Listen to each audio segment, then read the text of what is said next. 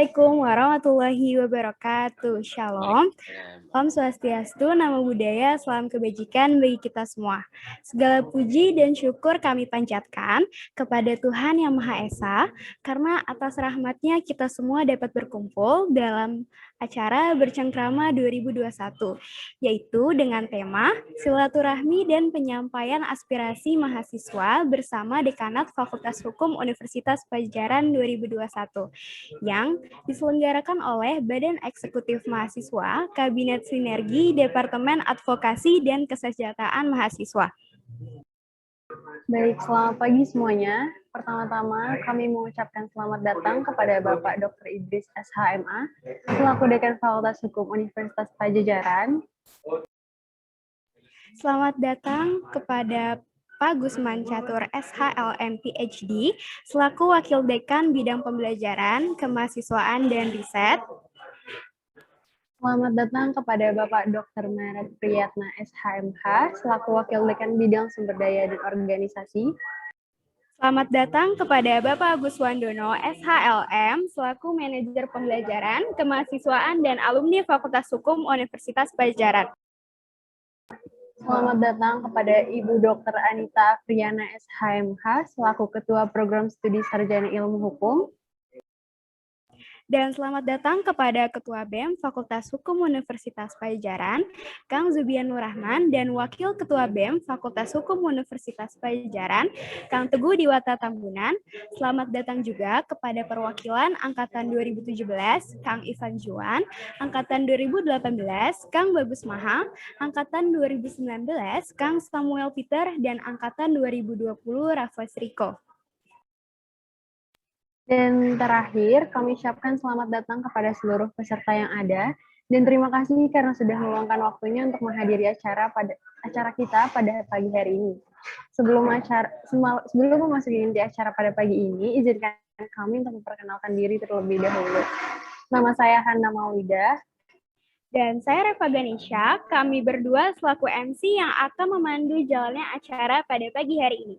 Selamat pagi dan selamat datang di acara Bercengkrama 2021. Semoga acara ini dapat berjalan dengan lancar dan memberikan manfaat untuk kita semua. Pertama-tama, izinkan saya menjelaskan secara singkat apa itu Bercengkrama 2021. Bercengkrama merupakan acara sebagai wadah untuk berdiskusi dan menampung aspirasi dari mahasiswa bersama Dekanat Fakultas Hukum Universitas Padjadjaran dengan tujuan untuk menyampaikan keluh kesah dari mahasiswa kepada dekanat. Selanjutnya, saya akan membacakan peraturan-peraturan yang wajib dipatuhi oleh hadirin sekalian guna menjaga ketertiban selama acara ini berlangsung. Yang pertama, peserta diwajibkan mematuhi tata tertib dan menjaga kesopanan selama prosesi Bercengkrama 2021 berlangsung. Yang kedua, peserta diwajibkan memakai pakaian yang rapih dan sopan.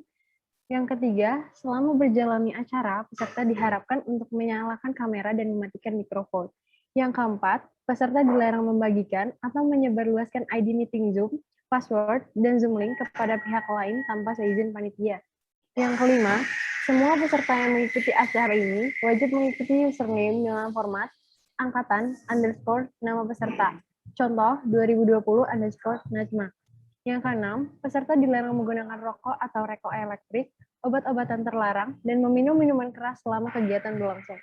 Yang terakhir, tidak memberikan komentar atau mengajukan pertanyaan sebelum dipersilakan oleh panitia. Selanjutnya, sebelum kita memasuki inti acara pada pagi hari ini, marilah kita berdoa bersama-sama agar acara kita hari ini diberkahi dan dapat berjalan dengan lancar. Berdoa menurut agama dan kepercayaan masing-masing, berdoa dimulai.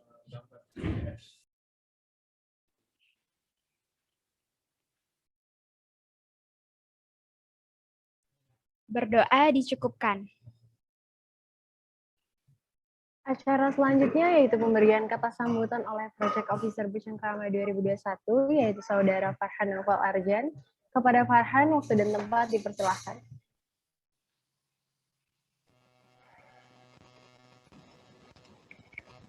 Assalamualaikum warahmatullahi wabarakatuh. Shalom, Om Swastiastu, Namo Buddhaya, salam kebajikan untuk kita semua. Puji dan syukur kita panjatkan kehadirat Tuhan Yang Maha Esa yang telah memberikan begitu banyak nikmat, sehingga kita dapat berkumpul pada pagi hari ini dalam suasana yang berbahagia. Yang saya hormati Bapak Dr. Idris SHMA selaku Dekan Fakultas Hukum Universitas Padjadjaran. Yang saya hormati Bapak R.A. Catur SHLLM PhD selaku Wakil Dekan Bidang Pembelajaran Kemahasiswa dan Riset. Yang saya hormati Bapak Dr. Maret Priyana SHMH selaku Wakil Dekan Bidang Sumber Daya dan Organisasi. Yang saya hormati Bapak Agus Wandono SHLLM selaku Manajer Pembelajaran Kemahasiswaan dan Alumni Fakultas Hukum Universitas Padjadjaran. Yang saya hormati Ibu Dr. Anita Priyana SHMH selaku Ketua Program Studi Sarjana Ilmu Hukum. Yang saya hormati Bapak Bang Zubian Nur Rahman selaku Ketua Badan Eksekutif Mahasiswa Fakultas Hukum Universitas Padjadjaran. Dan yang saya hormati Ketua Angkatan 2017, 2018, 2019, dan 2020, Bang Ivan Juan, Bang Bagus Maha, Bang Samuel Peter, dan teman seangkatan saya, Raffles Riko. Pertama, saya ingin berterima kasih karena telah hadir dalam acara Bercengkrama tahun 2021 pada pagi hari ini. Program Bercengkrama dilaksanakan dengan tujuan untuk mengembangkan komunikasi dua arah antara pihak dekanat dan mahasiswa Fakultas Hukum Universitas Padjadjaran. Selain itu, program ini bertujuan untuk mempererat tali silaturahmi antara dekanat dan mahasiswa. Saya sangat berharap dalam kesempatan hari ini kita bisa bersama-sama menciptakan solusi dan penyelesaian atas masalah akademik dalam Fakultas Hukum Universitas Padjadjaran. Sekian dari saya, terima kasih. Wassalamualaikum warahmatullahi wabarakatuh. Om Santi Santi Om. Terima kasih kepada Farhan atas kata sambutannya. Selanjutnya adalah pemberian kata sambutan dari Ketua BEM FH Unpad, Kang Zubian Nur Rahman. Kepada Kang Zubian, waktu dan tempat dipersilahkan. Terima kasih Nisha dan Hana. Bismillahirrahmanirrahim. Assalamualaikum warahmatullahi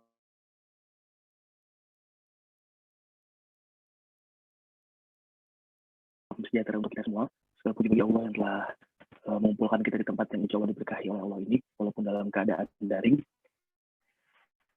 Mungkin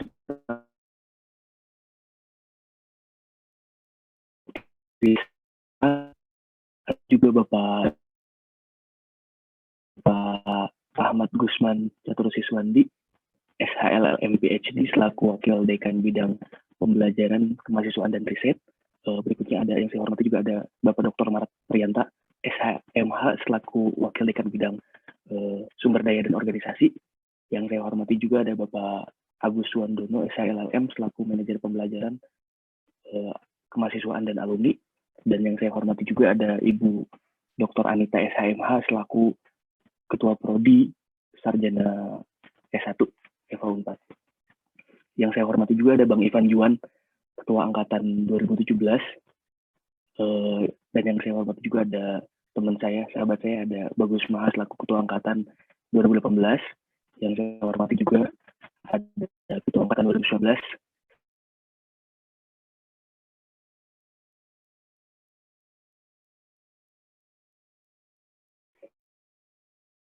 Pertama-tama ingin mengucapkan terima kasih dulu kepada seluruh panitia yang akhirnya udah menyiapkan acara ini dengan sangat baik, dengan sangat maksimal.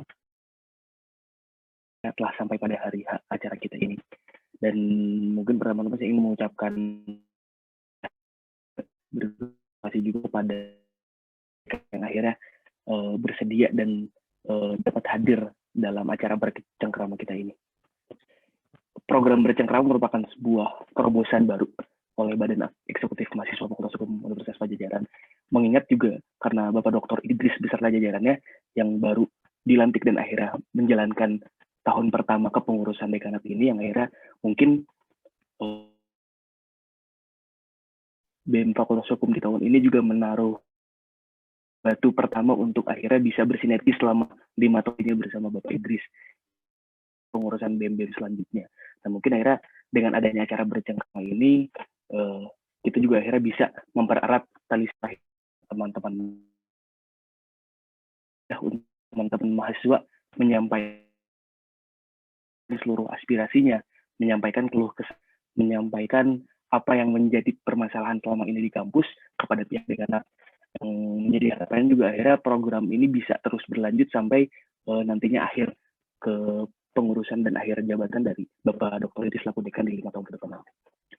Apa yang telah disampaikan oleh Farhan juga terkait dengan bercengkrama ini yang akhirnya kita harapannya akhirnya bisa menyampaikan seluruh aspirasi yang telah kita tampung melalui asesmen, melalui wawancara mungkin dan melalui bertanya-tanya kepada pihak mahasiswa yang lainnya.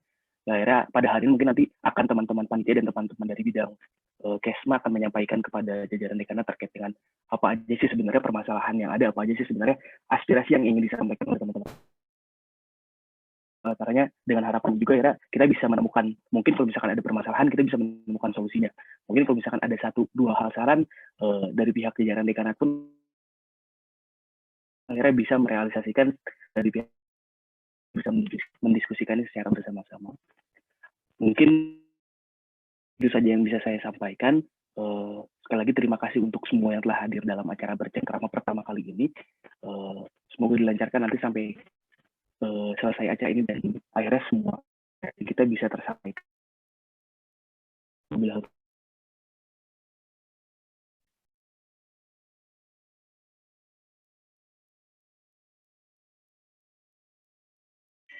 Baik, terima kasih kepada Kang Zubian atas sambutannya. Selanjutnya adalah pemberian kata sambutan dan kata pengantar dari Bapak Dr. Idris SHMA selaku Dekan Fakultas Hukum Universitas Pajajaran. Kepada Pak Idris, waktu dan tempat kami persilahkan. Ya, Bismillahirrahmanirrahim. Assalamualaikum warahmatullahi wabarakatuh. Alhamdulillahirrahmanirrahim. Wassalatu wassalamu ala asrafil anbiya'i wal mursalin wa ala alihi washabbihi. Segala puji bagi Allah, Tuhan semesta alam, Tuhan pencipta dan penjaga alam ini. Salawat dan salam tidak lupa kita sampaikan bagi Nabi Muhammad SAW. Salam sejahtera, salam kebaikan, salam kebajikan bagi kita semua. Alhamdulillah pagi yang cerah ini ya, pas saya menghadapi ini halaman matahari kena semua. Ini betapa agungnya gitu Tuhan memberikan matahari ya, kesegaran pohon-pohon segala macam, sehingga alhamdulillah kita bisa bertemu di daring ini. Kami dari dekanat tentu ini menyambut baik, alhamdulillah pada kesempatan yang baik ini hadir full ini luar biasa bagi saya ya, full tim ya, tentu saya Pak Koordinator 1 Pak Gusman, Bapak Maret, kemudian juga Madam Manajer Akademik dan Kemahasiswaan Pak Agus Wandono yang diadari tanpa tanda tangan usulan berbagai kegiatan Pak. Saya periksa luar biasa Pak Agus dalam rangka tentu melayani dan memajukan fakultas. Tentu Bu Wanita di S1 Bu luar biasa tentu kinerja Ibu, dan karena saya sudah mengalami gitu ya dari Kadep, Kaprodi, Wakil Dekan 1 dan tentu sekarang mendapat amanah yang tentu kami akan laksanakan sebaik-baiknya. Nah, tentu ini tidak jadi masalah bagi kami ya, kebetulan alhamdulillah tentu kita di rumah masing-masing, sehingga meski minggu saya pikir ya oke ya, tidak apa-apa, saya pikir kami tidak apa-apa. Hanya mungkin kalau next time ada yang tidak bisa juga mohon dimaklumi ya. Jadi walaupun memang mungkin mengapa mengambil hari Minggu ya, mungkin karena kita semua di rumah dan juga dalam rangka kita menjaga kesehatan kita, tapi juga tidak lupa juga untuk terus dalam konteks aktif supaya kita juga seimbang gitu ya, seimbang nih. Ini kami juga kemarin goes ya keliling kota Bandung ya, biasa jalur biasa yang ditempuh oleh IKA, oleh BEM itu ya, dari Dago ke sana terus ke Merdeka, terus ke Merdeka balik lagi ke Dago dan finish di DU. Nah, nanti juga ada katanya IKA juga ya. Nah, tapi itu nanti kegiatan lain. Nah, kegiatan sekarang saya pikir sangat kami apresiasi ya, bercengkrama. Kalau saya boleh ini berbincang tentang kepedulian dan masalah mahasiswa ya. Jadi ini sebentar ada teman senior dari Juragan sekedap ya, dia menuju daring serang BEM. Oke. Saya lapor ke Pak Warek satu udah. Ya, sebentar ya. WA satu lagi tuh kalau bisa dibaca dulu WA. Bukan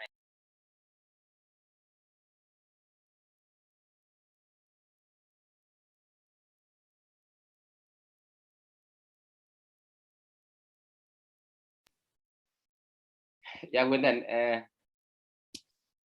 Jadi ya ini intinya kami menyambut baik ya. Mungkin kalian juga sambil ngopi-ngopi segala macam ya. Ini kita berbincang. Nah, kalau boleh saya singkatannya lah bercengkerama berbincang tentang kepedulian. Jadi harus ditunjukkan juga kepedulian ya. Kepedulian dan masalah mahasiswa, jangan keresahan ya. Kelihatannya kalau keresahan itu seperti putus harapan gitu ya. Tidak. Artinya memang hidup ini kan antara bagaimana kita memberikan kontribusi atau sama sekali kita cuek gitu ya. Nah, tentu kita akan memberikan kontribusi masing-masing sesuai dengan level masing-masing ya. Tetapi di dalamnya ada masalah baru kita selesaikan ya. Karena itu memang bagian dari hidup kita. Nah, sebelum mungkin nanti Pak Dekan 1, Pak Mendan juga menyampaikan, intinya adalah kami punya 4 program ya, 4 pilar besar ya. Pertama tentu yang dikenal dengan Kampus Merdeka ya. Kampus Merdeka di dalamnya ada 8 indikator kinerja utama ya. Termasuk bagaimana poin ke-8 tuh agak susah bagi kami ya. Karena melahirkan prodi yang terakreditasi internasional ya. Melahirkan prodi yang punya mitra tingkat dunia ya. Tapi kalau selebihnya misalnya dosen harus juga berkegiatan di luar, menambah wawasan, juga kami menerima praktisi untuk ngajar ya. Mahasiswa juga punya hak untuk 2-3 semester di luar kampus, di luar prodi, di luar fakultas, dan itu sedang berjalan ya. Nah, tapi di lain pihak juga internal program universitas semacam yang kita kenal, mungkin kalian kenal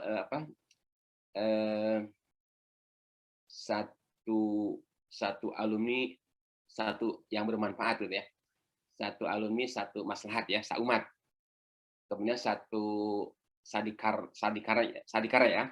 Satu mahasiswa satu prestasi gitu ya. Oh bukan. Itu mah karyawan ya, tendik ya. Satu mahasiswa satu prestasi ya. Atau bagi dosen satu publikasi sensasi. Kemudian juga kita punya namanya Safari ya. Kemudian juga Sasami ya. Satu prodi mitra dunia, Safari satu fakultas satu rekognisi. Nah, jadi paling tidak kita sedang push nih prodi S1 ya. Nanti Pak Agus juga cerita mungkin bahwa kita dapat hibah yang sebenarnya tidak besar ya. Tapi bagaimana kita meningkatkan prodi S1 ini dan prodi lain untuk mendapat akreditasi internasional. Selebihnya banyak, ada yang namanya yang tadi 7S itu ya, Sabta Karsa, ada juga namanya Prajabrata ya, branding, academic reconnection, alumni reconnection, talent, kemudian juga academic reputation, itu juga ada di dalamnya. Kemudian juga ada yang lain-lainnya. Nah, saya pikir nanti akan kita bahas satu persatu, tapi juga kami tentu ingin mendengar ya bagaimana yang saya sih punya perasaan apa gitu yang perlu di ini. Tapi ini adalah untuk kesepakatan bersama. Saya pikir kalau ini panjang, tapi itu dulu dicukupkan dulu, nanti akan berkembang. Pak Gusman, Pak Marat, Pak Agus, dan Bu Anita juga akan menyampaikan sesuai dengan untuk kira-kira apa yang diinginkan oleh mahasiswa ya. Oke, terima kasih. Kita lanjutkan. Terima kasih. Sekian selalu. Wassalamualaikum warahmatullahi wabarakatuh. Waalaikumsalam warahmatullahi wabarakatuh. Terima kasih banyak Bapak Dr. Idris SHMA atas sambutan dan kata pengantarnya. Sepertinya memang banyak ya Pak program kegiatan yang harus tetap berjalan walaupun kita terbatas di masa pandemi ini. Oke, tanpa berlama-lama lagi langsung saja kita masuk ke inti acara, yaitu penyampaian materi yang akan diberikan oleh Kang Amirul Adli selaku Kepala Bidang Kemasyarakatan dan Kesejahteraan Mahasiswa BEM FH Unpad, dan Kang Yordan Asmara selaku Kepala Departemen Advokasi dan Kesejahteraan Mahasiswa BEM FH Unpad. Baik, kepada Kang Amirul dan Kang Yordan langsung aja nih, waktu di tempat kami persilahkan. Oke, pertama-tama apakah suara saya terdengar? Ya, jelas. Oke, baik. Baik, terima kasih atas kesempatannya MC. Bismillahirrahmanirrahim. Assalamualaikum warahmatullahi wabarakatuh. Shalom, Om Swastiastu, Namo Buddhaya, salam kebajikan untuk kita semua. Pertama-tama saya ingin mengucapkan selamat pagi dan terima kasih kepada Bapak dan Ibu jajaran dekanat yang sudah bisa hadir pada kesempatan kali ini. Kemudian selamat pagi dan terima kasih juga kepada teman seperjuangan saya, yaitu Saudara Zubian Nur Rahman dan Teguh Tambunan selaku Ketua dan Wakil Ketua BEM FH 4 yang sudah hadir pada kesempatan kali ini. Kemudian selamat pagi dan terima kasih juga kepada akang-akang ketua angkatan dari angkatan 2017 sampai 2020 yang sudah bisa hadir pada kesempatan kali ini. Sebelum masuk kepada inti acara, izinkan saya memperkenalkan diri terlebih dahulu. Perkenalkan, nama saya Amirul Adli. Di sini saya sebagai Kepala Bidang Kemasyarakatan dan Kesejahteraan Mahasiswa BEM FH 4 Kabinet Sinergi. Kemudian pada kesempatan kali ini, saya ditemani oleh rekan saya, Kepala Departemen saya, yaitu Saudara Yordan Asmara, selaku Kepala Departemen Advokasi dan Kesejahteraan Mahasiswa BEM FH 4 Kabinet Sinergi. Baik, langsung saja masuk ke inti acara kita. Pada pagi ini sudah hadir Bapak dan Ibu dari jajaran dekanat yang nanti akan menjawab pertanyaan dan dari keluhan atau permasalahan yang terjadi di mahasiswa. Oke, boleh di next.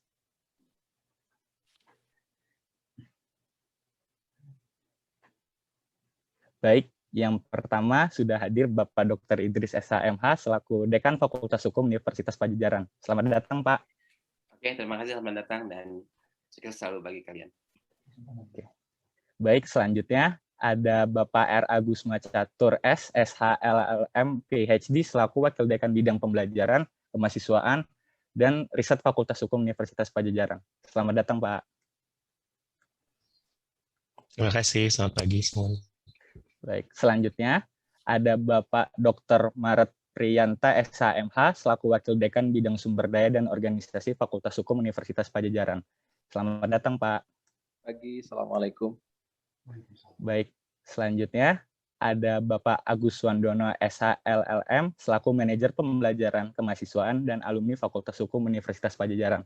Selamat datang, Pak. Ya, selamat siang ya. Baik, selanjutnya kemudian ada Ibu Dr. Anita Afriana SHMH selaku Ketua Program Studi S1 Ilmu Hukum Universitas Padjadjaran. Selamat datang, Bu. Terima kasih, selamat pagi. Baik, tanpa berlama-lama lagi, izinkan saya dan rekan saya, Yordan Asmara, untuk menyampaikan asesmen yang sudah kami buat dan sudah kami sebarkan melalui sosial media BEM FH 4 sejak bulan April kemarin, dan asesmen ini juga sudah disebar oleh ketua angkatan di grup angkatan masing-masing. Baik, untuk asesmen kali ini terdapat dua bentuk. Yang pertama ialah diagram chart yang membahas mengenai dua aspek. Yang pertama adalah aspek reliability, yaitu kehandalan dosen dalam perkuliahan, dan aspek empati, yaitu pemahaman terhadap kepentingan mahasiswa.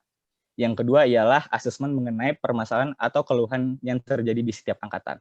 Baik, untuk diagram chart pertama ini dapat dilihat di bawahnya, responden yang mengisi dari asesmen ini ada dari angkatan 2017 berwarna biru, 2018 berwarna oranye, 2019 berwarna hijau, 2020 berwarna kuning, dan lainnya berwarna merah. Baik, boleh di next. Baik, yang untuk pertama adalah aspek reliability atau pembelajaran. Di sini kita dapat melihat dari diagram ini bahwa 52,1% dari banyaknya responden menilai ketepatan waktu dosen dalam memulai perkuliahan dan menyelesaikan perkuliahan cukup memuaskan. Selanjutnya,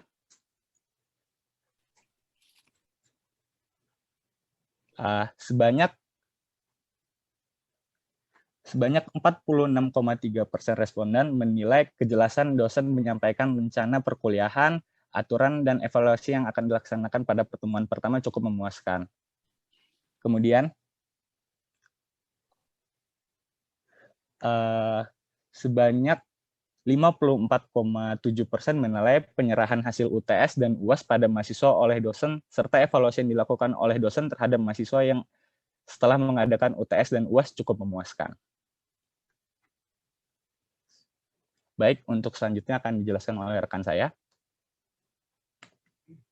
Baik, terima kasih banyak Kang atas kesempatannya. Sebelumnya saya mohon izin kepada Bapak Dekan, Bapak Dr. Idris, beserta Pak Wadek, Bapak Dr. Maret dan Pak Gusman, juga Pak Agus dan Ibu Anita, Ibu Dr. Anita selaku Kaprodi, beserta rekan-rekan semuanya untuk melanjutkannya. Baik Bapak, Ibu, dan juga teman-teman semua, dapat kita lihat di sini dari sisi aspek empati, sepertinya 46,3% responden menilai ketersediaan dosen dalam membantu mahasiswa yang menghadapi masalah di bidang akademik cukup memuaskan, dan kemudahan dan berkomunikasi dengan dosen sebanyak 46,3% dirasa cukup memuaskan. Nah, walaupun angkanya terbilang tinggi, sebanyak 16,9 responden merasa bahwa dosen kurang memuaskan dalam berkomunikasi dengan dosen. Boleh dilanjut? Nah, selanjutnya, terkait transparansi dosen dalam membantu menghadapi masalah, sebanyak 57,4% menilai keterbukaan antara dosen dalam memberikan informasi atau solusi kepada mahasiswa saat menghadapi persoalan, ini cukup memuaskan. Hal ini dapat menunjukkan bahwa dosen Fakultas Hukum Universitas Padjadjaran dapat memenuhi kebutuhan mahasiswa dalam menyelesaikan masalah. Walaupun mungkin ada beberapa dosen yang dirasa kurang memperhatikan kesulitan mahasiswa yang meminta bantuan. Boleh dilanjut? Baik, seperti yang sebagaimana yang telah saya sebutkan tadi, sebanyak 48,4% juga dosen mahasiswa merasa bahwa dosen dalam membantu menghadapi masalah akademik mahasiswa ini cukup memuaskan, dan beberapa mungkin tidak terlalu banyak juga, sekitar 18,9 dan juga 18,9% ini merasa kurang memuaskan, namun totalnya tidak tidak merusak ataupun menilai bahwa dosen ini sulit dalam menghadapi masalah akademik. Jadi dalam hal ini dapat disimpulkan bahwa terkait hasil asesmen atau penilaian perkuliahan semester genap ini yang telah kami paparkan tersebut, baik dari aspek pembelajaran ataupun dari aspek empati, menunjukkan bahwa sebanyak kurang lebih 50% responden merasa cukup atas pelayanan yang diberikan oleh Fakultas Hukum dalam memenuhi kebutuhan mahasiswa. Baik, mungkin untuk pemaparan asesmen sendiri bisa saya cukupkan dan saya kembalikan lagi ke Kang Amirul. Terima kasih banyak. Baik, terima kasih Yordan. Izin Bapak dan Ibu, untuk pembahasan selanjutnya ialah mengenai asesmen permasalahan atau keluhan terjadi di setiap angkatan. Untuk asesmen ini kami bagi tiap angkatannya, jadi untuk tiap angkatannya itu apa permasalahan terbesar dari mereka. Oke, yang pertama, untuk angkatan 2017, permasalahan atau keluhan yang sering terjadi ialah, yang pertama ialah keringanan UKT dan problematika skripsi. Untuk keringanan UKT, banyak dari angkatan 2017 merasa bahwa meminta untuk keringanan UKT bagi mahasiswa tingkat akhir yang tinggal menyelesaikan skripsi. Karena kebijakan semester sebelumnya terdapat potongan UKT sebanyak 50% yang tinggal menyelesaikan skripsi saja. Kemudian untuk problematika skripsi, yang pertama ada ekspektasi dosen pembimbing selalu tinggi saat sedang melakukan tugas akhir dan menjadi beban untuk mahasiswa. Harapannya, dosen lebih bisa membimbing untuk sampai pada ekspektasinya, bukan hanya membebankan seluruh ekspektasinya tersebut kepada mahasiswa. Yang kedua, sebagian dosen pembimbing seringkali sulit untuk dihubungi apabila semenjak kuliah online. Padahal, komunikasi antara mahasiswa dan dosen pembimbing sangat penting demi keberlanjutan penelitian maupun penyusunan skripsi. Itu untuk mungkin keluhan mahasiswa angkatan 2017. Boleh dilanjut? Baik, selanjutnya untuk angkatan 2018, permasalahan atau keluhan yang sering terjadi ialah mengenai problematika perkuliahan secara umum dan kuliah online. Untuk yang pertama, problematika perkuliahan secara umum ialah menyatakan bahwa ada beberapa dosen yang kurang memerhatikan usaha mahasiswa dan memberikan nilai hanya berdasarkan hasil dari tugas saja. Mungkin di sini yang dimaksud dari teman angkatan 2018, ia mungkin dosennya hanya menilai dari tugasnya saja, tapi tidak dari keaktifannya. Gitu. Untuk selanjutnya, untuk penyampaian aspirasi masih 2018. Untuk penyampaian aspirasi mahasiswa kepada dekanat masih sulit. Harapannya dengan kepengurusan dekanat masa sekarang, dengan adanya bercengkrama ini bisa membuka wadah-wadah aspirasi baru, dan semoga kita bisa bersinergi antara mahasiswa dan dekanat. Untuk permasalahan kuliah online, itu ada satu. Untuk kuliah online, penggunaan Zoom meeting sepertinya lebih efektif dalam perkuliahan, karena fitur-fiturnya lengkap daripada Gmeet. Harapannya ke depan setiap dosen bisa diberikan fasilitas Zoom untuk mewadahi perkuliahan. Baik, selanjutnya akan dilanjutkan oleh rekan saya mengenai keluhan angkatan 2019 dan 2020. Baik, terima kasih banyak Kang atas kesempatannya. Untuk keluhan mahasiswa angkatan 2019 sendiri itu mungkin kurang lebih sama seperti apa yang telah dipaparkan oleh Kang Amirul di angkatan 2018. Namun, ini terdapat beberapa tambahan Bapak Ibu terkait keluhan mereka, di mana problem perkuliahan secara umum, ini ada beberapa dosen yang tidak memberikan timeline materi pengajaran di awal, sehingga itu tuh dapat membuat mahasiswa sulit untuk menyiapkan ke depannya, sehingga mungkin ke depannya dosen bisa secara keseluruhan memberikan timeline pengajaran mulai dari awal apa saja yang akan diajarkan sampai hingga akhir semester. Lalu juga masih terkait problem perkuliahan secara umum, kadang juga Bapak Ibu mohon maaf banyak informasi juga yang masih cukup simpang siur dari dekanat sendiri maupun fakultas, sehingga informasi yang didapatkan oleh mahasiswa itu bingung. Mahasiswa merasa kebingungan apakah harus mengolah informasi yang A atau informasi yang B. Mungkin diharapannya ke depannya dekanat bisa lebih komunikatif juga dan mempertegas terkait info-info yang akan diberikan agar tidak terjadi miskomunikasi baik itu antara mahasiswa dengan fakultas dan juga BEM. Untuk angkatan 2019 kurang lebih seperti itu. Boleh di next. Selanjutnya mungkin untuk angkatan 2020, angkatan 2020 ini banyak mengeluhkan terkait kuliah online, di mana ada beberapa dosen mungkin terkadang kurang memperdulikan kesulitan mahasiswa yang memiliki keluhan, karena terkadang ada juga mahasiswa yang terkendala saat pembelajaran daring. Misalnya nih dia wilayahnya tuh susah sekali Bapak Ibu terjangkau dengan listrik dan juga jaringan yang baik. Nah, itu mungkin kadang ada beberapa dosen yang mengharuskan bahwa menilai sama semua mahasiswa itu memiliki fasilitas yang sama, padahal ada juga beberapa di antaranya yang kesulitan terhadap hal itu. Yang kemudian yang kedua masih terkait kuliah online juga.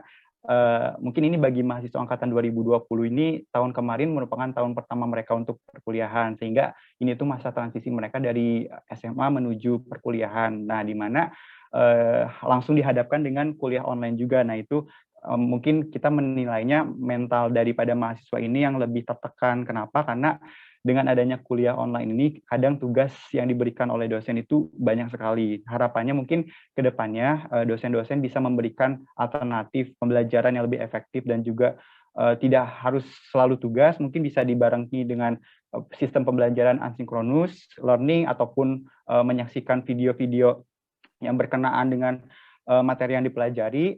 Terkait juga mungkin bisa dibentuk dalam artikel pendukung atau bahan bacaan, mengingat di pandemi ini akses terhadap perpus juga agak sulit ya Bapak Ibu, karena di dalam perpus juga belum diperbolehkan untuk membaca, sehingga cukup sulit untuk mendapatkan referensi-referensi yang bisa diakses oleh mahasiswa.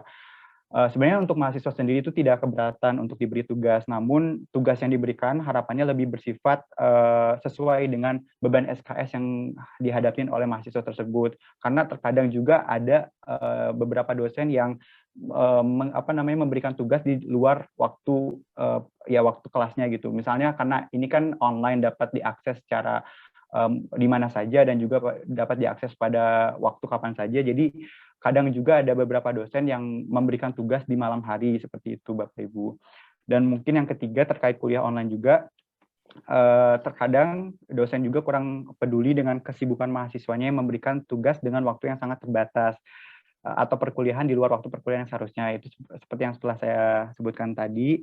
Dan juga yang keempat terkait UKT Bapak Ibu, di mana terhadap mahasiswa baru ini meminta, ketika ada beberapa mahasiswa yang meminta keringanan dan juga proses banding ini masih dirasa dipersulit dalam pengurusannya juga, dan tidak adanya bukan transparansi, maksudnya tidak ada juga ketegasan apakah diterima atau ditolaknya, karena bagi yang diterima mungkin ada hasilnya, tapi kalau misalkan yang tidak ditolak ini tidak ada pemberitahuannya Bapak Ibu. Jadi mungkin itu yang sedikit membingungkan mereka teman-teman semua, dan lebih kayak menggantungkan mereka gitu kalau misalkan hasilnya tidak ada.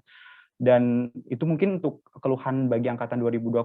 Ada tambahan sedikit juga bagi angkatan 2016 mungkin yang sudah lulus, ataupun angkatan 2015 yang baru lulus kemarin, itu terkait ijazah, di mana ijazah ini sampai sekarang banyak mahasiswa yang belum keluar Bapak Ibu ijazahnya. Padahal mereka tuh sudah wisuda di bulan Februari, namun sampai sekarang masih belum ada Pak, untuk ketersediaan ijazahnya. Nah, setelah mereka konfirmasi lagi kepada rektorat, dan rektorat sendiri membalikan lagi bahwa katanya ada dari fakultasnya yang belum memberikan sesuatu kepada mereka, jadi belum bisa diproses. Sedangkan untuk fakultas lain tuh sudah pada keluar juga. Nah, itu mungkin bisa dibantu juga mungkin Bapak Ibu, karena mereka ingin segera juga pembukaan CPNS sudah mau dibuka dan segera akan mendaftar juga untuk keperluan CPNS. Nah, mungkin itu untuk komunikasinya lebih diperjelas lagi Bapak kepada antara fakultas, rektorat, dan juga mahasiswa, sehingga tidak adanya miskomunikasi ke depannya. Oke, mungkin kurang lebih itu keluhan masalah yang dapat kami sampaikan mulai dari angkatan 2017, 18, 19, 20, dan juga beserta angkatan lainnya. Saya kembalikan lagi kepada MC untuk rangkaian berikutnya. Terima kasih banyak.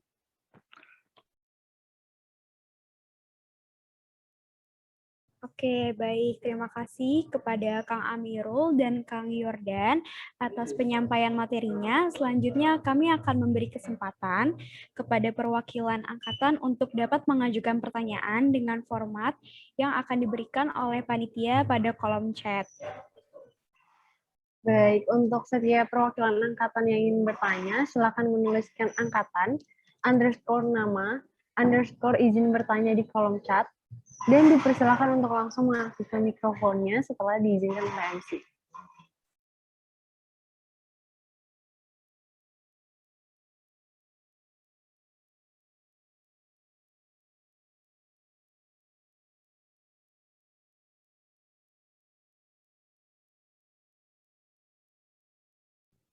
Sepertinya sudah ada perwakilan dari angkatan 2017, Kang Ivan Juan. Boleh Kang Ivan Juan untuk langsung memverbalkan pertanyaannya. Ya, terima kasih teman-teman panitia atas kesempatannya. Selamat pagi Bapak Ibu perwakilan Dekanat Fakultas Hukum Unpad, Bapak Idris, Bapak Gusman, Pak Maret, Ibu Anita, dan Pak Agus. Izinkan saya memberikan pertanyaan saya. Sebelumnya, panitia mohon maaf, ini ada beberapa pertanyaan. Untuk mekanisme pertanyaan ini, satu pertanyaan lalu dijawab sama pihak dekanat atau ditampung dulu pertanyaannya? Mungkin agar mudah dijawab, boleh langsung dijawab aja ya, biar tidak lupa. Baik, terima kasih. Mohon izin Bapak, Ibu, ada beberapa pertanyaan dari angkatan kami yang mungkin sekarang angkatan yang paling tua di kampus ya Pak. Mungkin ada beberapa 2016-2015. Mungkin sebelumnya udah disampaikan tadi sama teman-teman panitia. Yang pertama itu ada pertanyaan berkaitan ijazah sih Pak. Jadi ijazah ini seperti yang disampaikan sebelumnya belum keluar hasilnya Pak. Jadi udah ditanya ke dekanat dan pusat, ke ULT, sampai sekarang masih harus menunggu. Sementara ada teman-teman fakultas lain yang ijazahnya itu sudah diterbitkan Pak dari fakultasnya. Dan mungkin hal ini berkaitan dengan pendaftaran pegawai negeri sipil mungkin ya Pak, teman-teman dari 2017 yang sudah melaksanakan sidang akhir dan yudisium, itu mungkin untuk ingin mendaftarkan diri melalui CPNS, dan salah satu persyaratannya mungkin membutuhkan ijazah tersebut Pak. Itu pertanyaan pertama saya, sekian Pak. Kira-kira mungkin ada tanggapan dari Bapak atau Ibu Dekanat. Terima kasih.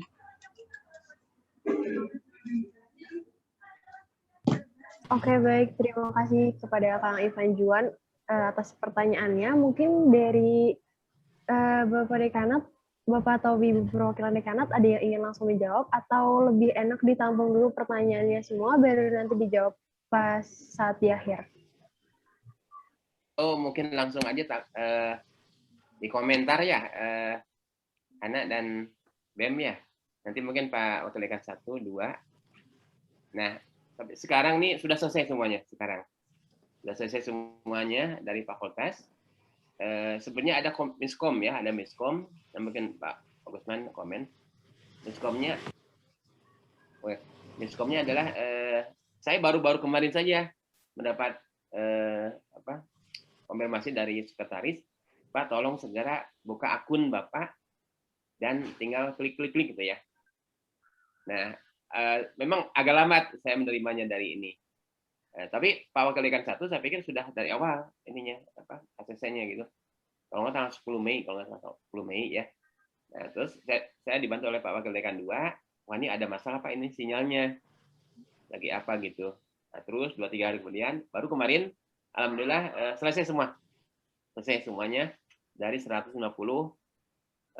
Ya kalau dikerjakan ternyata ya kurang lebih 1 jam lah. Saya klik, akhirnya selesai. Itu aja ada komen dari saya. Artinya ya terus terang ini mah dari saya mah tidak mau lah ada yang gara-gara gagal karena jasa itu mah dari awal saya pengen segera gitu ya. Tapi itu tadi miskom, saya mohon maaf terus terang, saya mohon maaf. Mungkin Pak Wakil Dekan 1 ada komen? Ya, kalau boleh Pak. Terima kasih. Bismillahirrahmanirrahim. Assalamualaikum warahmatullahi wabarakatuh. Selamat pagi sekali lagi untuk semuanya. Semoga sehat selalu. Mungkin sebelum ke pertanyaan, ini kalau boleh saya menanggapi tadi ya hasil survei yang sudah disampaikan.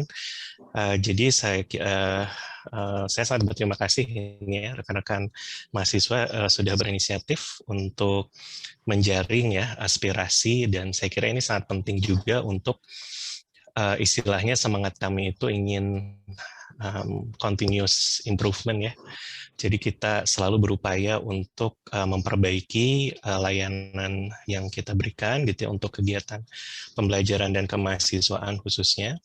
Dan saya melihat memang ini cukup beragam ya tadi hasil surveinya, namun pada intinya saya kira ini penting nanti untuk kita tindak lanjuti. Jadi saya nanti mungkin akan dibantu juga oleh Pak Wakil Dekan 2 ya, khususnya terkait dengan masalah sarana dan prasarana untuk pembelajaran daring mungkin, dan kemudian juga dengan Pak Manajer Akademik, Manajer Pembelajaran, dan juga Kaprodi S1. Tapi intinya ini kami akan perhatikan ya hasil-hasil dari survei ini, dan kami akan sangat berterima kasih kalau nanti kami juga bisa memperoleh informasi lebih lanjut ya, karena hasil survei bagaimanapun juga tanpa mengurangi ini ya, tanpa mengurangi rasa terima kasih saya dan apresiasi saya, tapi setiap survei itu kan biasanya ada kemungkinan margin of error gitu. Jadi kita mungkin perlu lebih meninjau lagi gitu ya, mana kira-kira hasil survei yang memang kita bisa follow up dan mana yang masih perlu diklarifikasi lebih lanjut. Nah, itu mungkin yang terkait dengan hasil survei. Dan tadi yang terkait dengan ijazah, saya penyambung yang sudah disampaikan oleh Pak Dekan. Jadi kalau boleh saya cerita sedikit ya. Situasi pandemi ini kan memang tadi seperti yang sudah berkali-kali ya, dan kita semua sudah paham lah masalahnya. Terus terang memang harus mengubah semua cara kita mengolah dan mengelola apapun yang terkait dengan kegiatan pembelajaran. Termasuk memang yang cukup kemarin sempat merepotkan itu adalah masalah validasi ya, atau penandatanganan ijazah.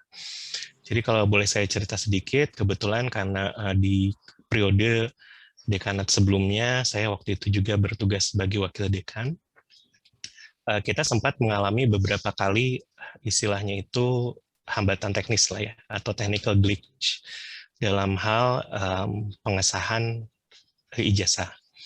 Jadi awalnya itu kita bekerja sama dengan Peruri untuk sistem ya, untuk sistem ijazah ini, karena saya kira kita semua sepakat ya bahwa ijazah itu adalah sifatnya harus lifetime gitu, harus seumur hidup, dan proses validasinya tentunya juga harus dilakukan secara berhati-hati.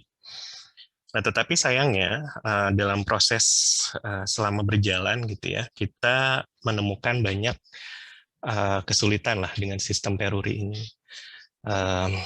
Mungkin juga sudah kita dengar ya, banyak dengar gitu, ada beberapa yang salah cetak dan lain sebagainya. itu memang harus kami akui sistemnya memang belum sempurna. Nah, setelah Peruri ini dievaluasi dan hasilnya memang ternyata masih kurang memuaskan gitu ya, akhirnya terjadi setelah sekarang gitu ya, pergantian kepemimpinan sekarang, itu vendornya atau kerjasamanya diganti dengan Badan Sertifikasi Elektronik. Di bawah, kalau saya tidak salah itu di bawah lembaga sandi negara, kalau saya tidak salah ya ini. Tapi kita tidak lagi menggunakan Peruri. Dan ternyata itu sama juga gitu ya, pas awal itu beroperasi tidak 100% langsung bisa dieksekusi. Dalam beberapa kesempatan juga saya sempat tidak dapat gitu ya, atau gagal gitu untuk memberikan proses validasi. Jadi kalau boleh saya nanti mungkin bisa dilengkapi ya oleh Pak Agus dan juga oleh Bu Anita. Semua prosesnya itu memang harus dari awal gitu ya, dari prodi, bahwa yang bersangkutan memang sudah clearance lah istilahnya gitu ya, sudah clear, dia yudisium memang sudah keluar, dan sebelum yudisium itu juga kan ada proses revisinya sudah beres dan lain sebagainya. Kemudian biasanya itu kemudian disampaikan lewat manajer untuk diteruskan ke Direktorat Pendidikan dan Internasionalisasi. Nah, setelah semua datanya siap, kemudian saya sebagai Wakil Dekan Bidang Pembelajaran itu bertugas untuk memaraf. Nah itu kadang-kadang sistem paraf secara elektronik juga tidak langsung bekerja gitu ya. Kadang-kadang dokumennya lagging gitu ya. Kemudian sempat itu pernah ada situasi pada saat itu down ya, saya tidak bisa mengakses sama sekali. Jadi intinya adalah memang sistem baru ini perlu proses. Nah, tetapi kami istilahnya di sini sangat paham gitu ya, bahwa rekan-rekan yang sudah lulus pasti membutuhkan dokumen dengan segera, dan silahkan kalau misalnya memang ada yang betul-betul urgent gitu ya, bisa disampaikan melalui manajer pembelajaran biasanya untuk kami teruskan ke rektorat. Tapi selama ini seperti yang disampaikan oleh Pak Dekan, kami sudah berupaya gitu ya untuk seefisien mungkin, seoptimal mungkin memproses segala dokumen. Tapi memang banyak sekali gitu yang akan terlibat dalam proses validasi ini, termasuk juga tadi beberapa hambatan teknis yang seringkali kita masih alami. Itu mungkin sementara dari saya, kalau mungkin ada tambahan dari Pak Agus, Bu Anita, atau Pak Maret, saya persilakan. Terima kasih. Terima kasih banyak kepada Pak Gusman atas jawabannya. Mungkin apakah ada tambahan dari Pak Agus, Pak Maret, dan Ibu Anita?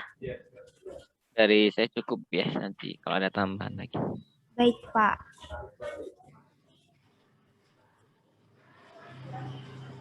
Oke, bagaimana Kang Ivan? Apakah ada follow up question terkait pertanyaannya yang tadi atau sudah terjawab? Oke. Sebelumnya terima kasih Bapak, Ibu dan Dekanat atas jawabannya. Ada beberapa catatan yang sudah saya catat berkaitan dengan hal tersebut. Mungkin saya bisa langsung lanjut ke pertanyaan yang berikutnya. Pertanyaan berikutnya ini berkaitan dengan UKT, Pak, Bu. Jadi pertama ada dari teman-teman bidik misi 2017, Pak. Mereka itu bertanya mengenai bahwa bidik misi ini kan dibiayai hingga semester 8 ya, Pak. Namun ada pertanyaan bagaimana jika mahasiswa bidik misi ini melewati batas waktu tersebut di semester 8. Namun mahasiswa bidik misi tersebut setelah semester 8 tersebut hanya mengerjakan tugas akhir saja. Apakah ada tetap dibiayai atau ada pengurangan UKT atau bagaimana, Pak? Kemudian yang kedua, ini siswa non bidik misi itu berkaitan dengan UKT juga, Pak. Apabila setelah semester 8 hanya mengambil mata kuliah, hanya mengambil SKS tugas akhir, apakah ada pengurangan UKT? Dan apabila ada, apakah ada mekanisme tertentu yang harus ditempuh oleh mahasiswa tersebut? Sekian. Terima kasih, Pak. Bu. Baik, terima kasih kepada Kang Ivan Juan atas follow up question-nya. Mungkin bisa langsung ditanggapi oleh perwakilan dekanat, Bapak Idris atau Bapak Agus dan lainnya. Mungkin Pak Agus ya. Ya, mungkin saya bisa memberikan ini ya penjelasan sedikit, mungkin nanti ada tambahan lain. Nah, terkait dengan bidik misi tadi itu ya, itu kan memang jatahnya adalah untuk 4 semester ya, 4 tahun ya, 8 semester. Nah, untuk yang setelah itu memang itu tidak ditanggung ya, artinya memang mahasiswa tersebut harus bayar sendiri. Nah, terkait dengan kondisi COVID saat ini kemarin ya, memang ada kebijakan untuk penyesuaian UKT. Ini mungkin langsung sama menjawab juga dengan yang non bidik misi ya, mengenai penyesuaian UKT. Nah, terkait dengan penyesuaian UKT itu ya, jadi kalau dari fakultas itu hanya memverifikasi ya. Jadi dokumen-dokumen yang disampaikan oleh mahasiswa yang diupload itu kan ada sekitar 8 dokumen ya. Wajibnya hanya 4 atau 5 lah ya. Nah, itu akan diverifikasi oleh fakultas. Kemudian kalau itu itu dinyatakan valid gitu ya, dengan minimal berapa valid gitu ya, itu artinya bisa diproses untuk diajukan ke pusat ya, ke pusat. Nah, keputusannya memang ada di pusat ya, sekaligus juga menjawab tadi ya mekanisme banding dan lain-lain. Itu juga bagi kami fakultas itu agak susah ya, ketika misalnya verifikasi dari fakultas udah mengatakan ini valid, kemudian ada rekomendasi. Jadi rekomendasi itu bukan berdasarkan subjektivitas dari verifikator ya, baik dari prodi maupun dari fakultas manajer. Tapi itu ada hitung-hitungannya sebenarnya, ada rumus-rumusnya ya. Jadi misalnya jumlah tanggungan berapa gitu ya, kemudian pendapatannya berapa, kemudian yaitu tadi ada pendapatan, penghasilan, kemudian jumlah tanggungan, dan lain-lain, itu nanti akan menghasilkan suatu rekomendasi by system ya. Sistem akan merekomendasi ini nanti apakah dia penyesuaian, apakah pengurangan, ataukah cicilan.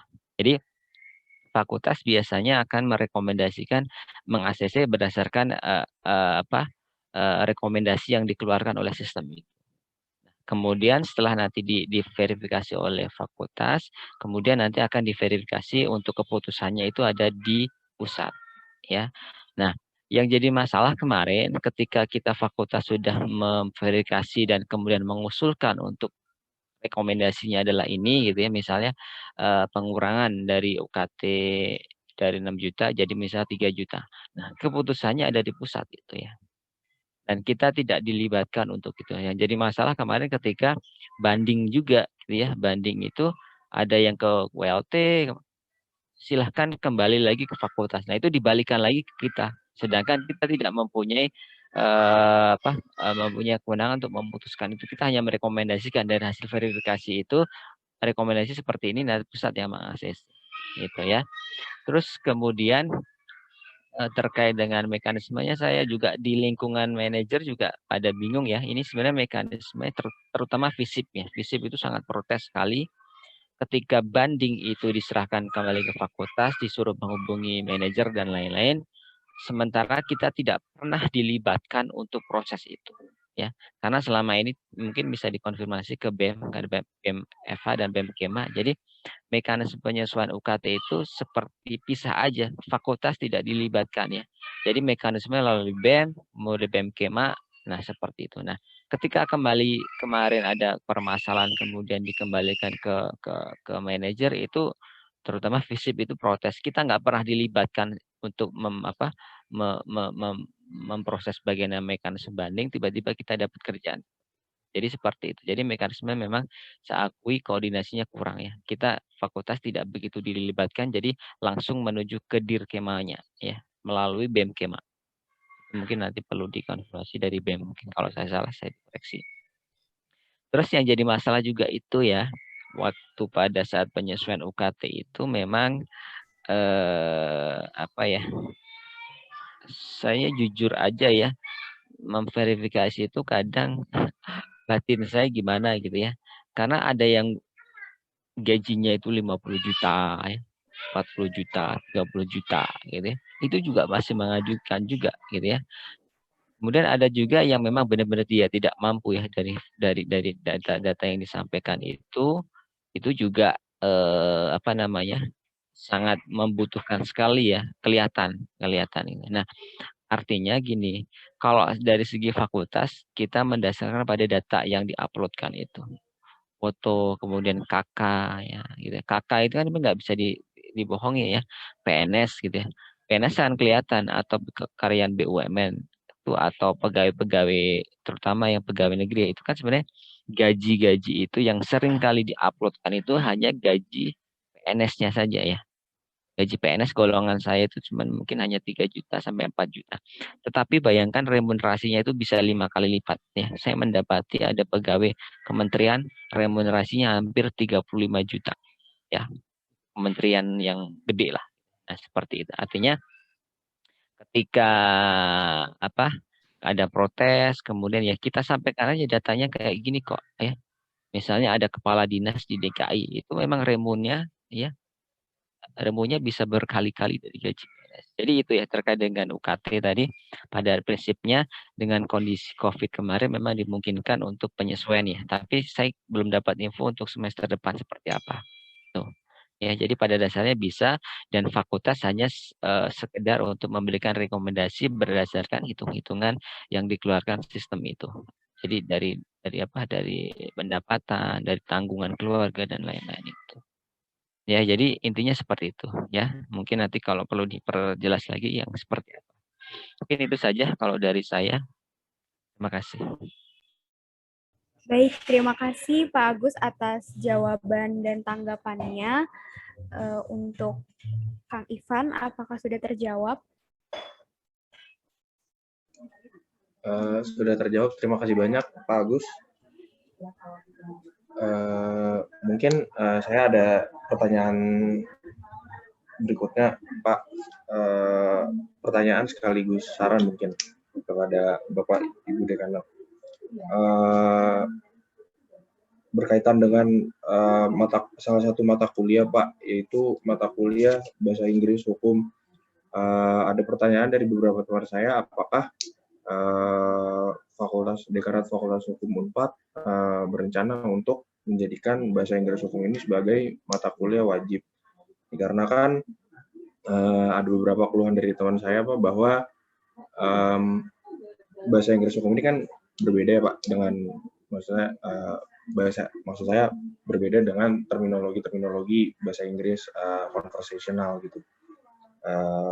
Sehingga pas ketika mahasiswa atau lulusan level 4 bekerja di salah satu perusahaan atau firma hukum yang emang notabene sudah besar, jadi mungkin ada kesulitan yang dihadapi, Pak, dalam misalkan memberikan memorandum atau pendapat hukum, namun misalkan kliennya berasal dari luar negeri, begitu, Pak. Apakah pertanyaan intinya adalah apakah Bahasa Inggris Hukum ini akan ada rencana untuk dijadikan mata kuliah wajib bagi mahasiswa Fakultas Hukum Unpad? Sekian, terima kasih, Pak. Oke, baik. Terima kasih follow up question-nya, Kang Ivan. Mungkin ada tanggapan yang bisa dijawab langsung oleh Bapak Dekan? Mungkin sebelumnya ke Pak PD1 atau Bu Anita. Karena kan kita baru 2018 ya semester kurikulum baru ini. Tapi usulannya bagus, saya pikir ya. Jadi legal English ini punya peran penting ya. Tapi silakan mungkin sebelum dibahas ada komen dari Pak Wadek 1 dari Pak Prodi. Baik, mungkin boleh dari saya dulu ya Pak.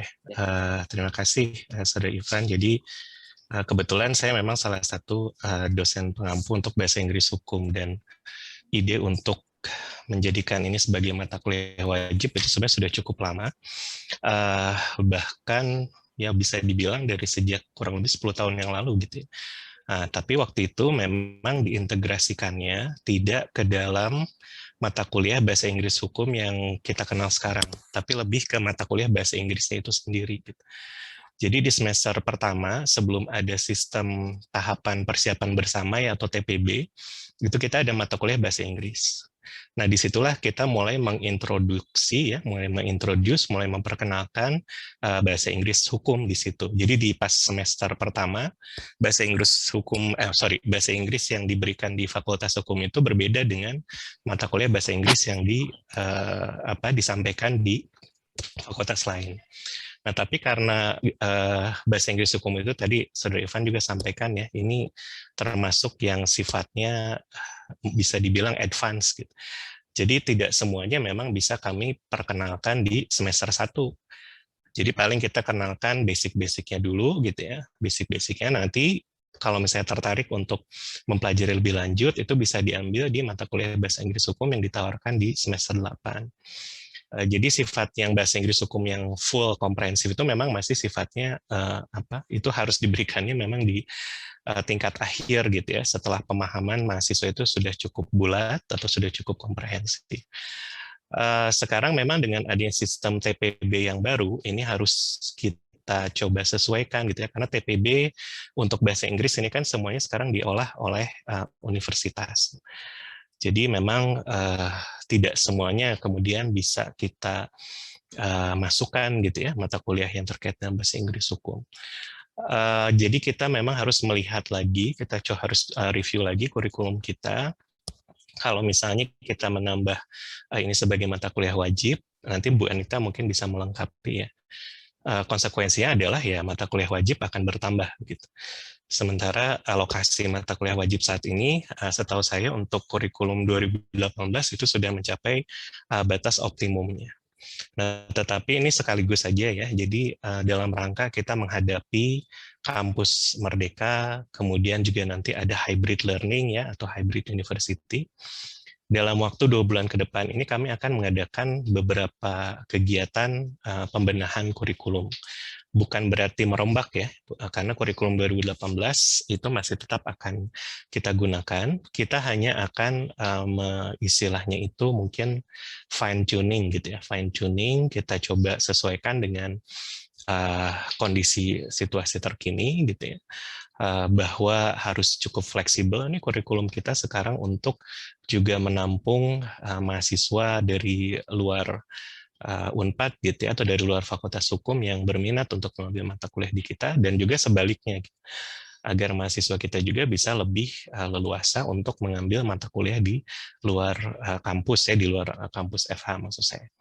Jadi sekaligus ini mungkin ini bisa menjadi bahan pertimbangan kami ya, tapi sementara saya belum bisa menjanjikan bahwa ini memang akan langsung menjadi mata kuliah wajib, tapi kita akan catat untuk kemudian nanti menjadi salah satu agenda pembicaraan di workshop nanti.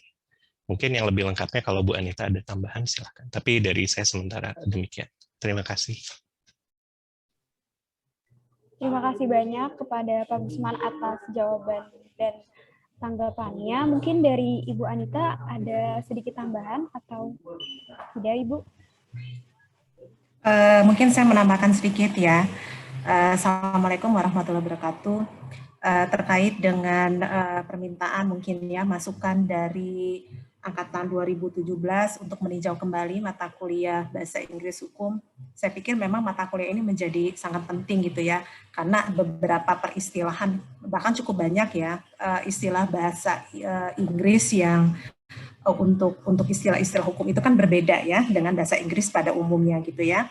Nah, tapi betul tadi yang sudah disampaikan oleh Pak Wadek bahwa dengan kurikulum 2018 ini sebetulnya sudah cukup padat ya. Jadi kalian ini kan ada 153 SKS dan sementara komposisi untuk mata kuliah wajib itu di 117 ya. Jadi 117. Nah, memang ini menjadi sangat menarik untuk dipertimbangkan. Terima kasih untuk masukannya. Barangkali ya Pak Wadek, Pak Dekan kita bisa membahas lebih lanjut di workshop kurikulum gitu ya, sehubungan dengan nanti ada internasionalisasi, juga kampus merdeka dan sebagainya. Mungkin itu saja. Oke, baik. Terima kasih banyak Ibu Anita atas responnya. Ya. Mungkin saya sebentar bisa komen juga. Oh, boleh Pak. Saya pikir benar apa yang disampaikan Pak Wadik 1, Pak Gusman dan Pak PDS 1. Cuma bagi saya sendiri terus terang menarik ini ya pertanyaan tersebut. Apalagi kita sejalan sedang menggodok untuk membuat kelas internasional ya. Kelas nasional. Dan itu saya pikir bisa disatukan antara English in general sama specific purposes of law gitu ya. Untuk IIP-nya hukum. Dan itu sangat urgen menurut saya ya, karena awal semester 1, 2 mungkin kita juga mungkin belum terlalu ya, tapi sudah semester 3 kita membaca sebuah perjanjian internasional gitu ya. Ada istilah Pacific Settlement of Dispute ya. Pasifik itu banyak diterjemahkan benua Pasifik gitu ya. Padahal itu maksudnya damai gitu ya. Jadi itulah sebagai cermin bahwa memang penting itu. Nah, nanti bagaimana ininya, saya pikir tentu ini menjadi tugas kami, saya, Pak Gusman, Pak Maret, dan semuanya ya. Dan itu kan juga harus diskusi dengan departemen. Jadi sebenarnya departemen itulah yang punya ini. Walaupun memang ini ya di bawah prodi kalau bahasa Inggris, kalau PIH segala macam itu. Tapi kalau departemen mungkin mata kuliah PK ya. Tapi itu akan mendapat masukan juga dari departemen. Tapi sarannya saya pikir bagus ya. Dan sebenarnya dari awal saya ingin bahwa ini sudah saatnya nih bahasa Inggris hukum ini menjadi mata kuliah wajib. Dulu sudah lama gitu ya. Nah, sekarang ada pertanyaan sehingga relevan pada tersebut. Apalagi itu tadi saya dengan Pak Wakil Ketua 1 akan kerjasama dengan Queen Mary, dengan Aberdeen untuk istilahnya join negeri ya, artinya kelas internasional macamnya. Karena itu tugas kita. Begitu dulu komen saya. Terima kasih. Terima kasih banyak kepada Pak Idris atas responsnya. Mungkin dari Kang Ivan, apakah ada follow-up question lagi? Mungkin ada pertanyaan terakhir dari saya, Pak, sejalan dari pertanyaan sebelumnya. Sebelumnya, terima kasih Bapak Ibu atas tanggapannya dari pertanyaan saya yang sebelumnya. Mungkin ini pertanyaan terakhir sejalan dengan pertanyaan sebelumnya, Pak, mengenai program magang, Pak. Jadi seperti kita ketahui, mungkin saya kemarin sudah beberapa mendapatkan info adanya program magang Kampus Merdeka kalau tidak salah, Pak. Dan menurut saya itu merupakan salah satu program yang sangat bagus dan mungkin sedikit saran juga, Pak, apakah Fakultas Hukum Unpad ini dari pihak Dekanat Fakultas Hukum Unpad akan mungkin menyediakan selain dari kampus mereka itu menyediakan program magang lagi bagi mahasiswa Fakultas Hukum Unpad, Pak, karena mungkin seperti yang kita ketahui program magang ini kan selain dari memang ada mata kuliah kemahiran, mungkin program pemagangan ini tuh ibaratnya mengekspos mahasiswa lah, Pak, atau lulusan baru Fakultas Hukum Unpad terhadap pekerjaan yang akan dijalankannya setelah lulus nanti. Selanjutnya, karena mohon maaf, Pak, maksud saya karena hal ini menurut saya berkorelasi mengenai kesiapan mahasiswa Fakultas Hukum Unpad tersebut dalam menghadapi pekerjaan dan sejalan dengan kualitas dari mahasiswa hukum Unpad itu sendiri, Pak, karena seperti kita ketahui ada mahasiswa hukum universitas lain, misalkan seperti Universitas Indonesia, Universitas Pelita Harapan, dan lain-lain, itu mungkin sudah banyak melakukan program magang atau ibaratnya lebih siap lah, Pak, untuk menghadapi dunia kerja ketimbang mahasiswa Unpad itu sendiri. Jadi apakah program magang ini menjadi konsiderasi dari Dekanat Fakultas Hukum Universitas Pajajaran? Terima kasih, Pak, Bu, sebelumnya. Baik, mungkin bisa langsung ditanggapi oleh Bapak Idris atau perwakilan dekan lainnya. Boleh saya menanggapi? Oke, silakan Ibu Anita. Ya, terima kasih. Jadi sebetulnya kalau tawaran untuk magang ini sudah dari jauh-jauh hari ya, karena banyak sekali sebetulnya alumni yang menawarkan peluang untuk magang gitu ya kepada para mahasiswa, tapi ya mungkin kalau mahasiswa di fakultas kita lebih kepada apa ya, capaian mungkin mereka lebih mengejar kepada lulus tepat waktu dan sebagainya gitu ya. Jadi kalau saya boleh sampaikan juga ada perwakilan ketua IKA dan wakilnya juga kemarin membahas masalah ini gitu ya, ketika sepertinya respon dan minat dari mahasiswa Fakultas Hukum Unpad yang kurang ya dalam hal pemagangan di law firm dan sebagainya gitu ya.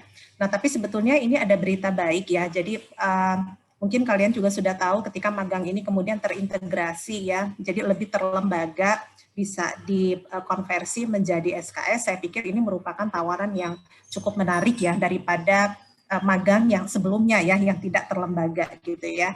Nah jadi seperti yang beberapa minggu yang lalu kan itu sudah ada mahasiswa Fakultas Hukum, tapi memang syaratnya minimal semester 5 gitu ya, mereka magang di BPN. Nah alhamdulillah itu dari kita cukup baik ya, ada sekitar 35 orang yang kemudian diterima untuk magang di BPN ya. Saya pikir kalau BPN itu lembaga yang cukup signifikan dan memang ada relevansinya ya dengan Fakultas Hukum gitu ya. Nah tapi kedepannya juga untuk magang ini kan nanti akan diintegrasikan kepada Kampus Merdeka gitu ya. Jadi kami dari pihak dekanat bersama dengan dekan, kemudian Pak Wadek juga Pak Manajer juga sudah membahas hal ini untuk mengemas program magang ini begitu ya, kemudian nanti akan dikonversikan menjadi sekian SKS sesuai dengan ketentuan ya. Tapi memang untuk sementara karena magang ini sebetulnya sifatnya adalah aplikatif gitu ya, jadi memang di bayangan kita kan sepertinya juga layaknya dilakukan oleh mahasiswa yang sudah menempuh gitu ya mata kuliah wajib ya, sehingga untuk mereka SKS-nya juga yang dijalankan tidak terlalu banyak gitu ya. Kemudian mata kuliah wajibnya juga sudah terpenuhi dan mereka akan aplikatif sekali ketika magang di apa namanya, entah itu di perusahaan, di law firm dan sebagainya gitu ya. Jadi sebetulnya seperti itu gitu ya masalah magang ini gitu. Nah, ini bisa dikaitkan dengan program yang ada di dalam Kampus Merdeka. Itu kira-kira dari saya. Terima kasih. Baik, terima kasih banyak kepada Ibu Anita atas tanggapan dan jawabannya. Apakah sudah terjawab, Kang Ivan? Sudah, panitia. Terima kasih Ibu Bapak atas pemaparan dari pertanyaan saya sebelumnya. Ya. Oke, baik. Mungkin untuk selanjutnya, untuk mempersingkat waktu, apakah ada pertanyaan lagi dari perwakilan angkatan 2018, 2019, dan 2020? Mungkin dapat disatukan dan akan dijawab di akhir setelah pertanyaannya semuanya diajukan.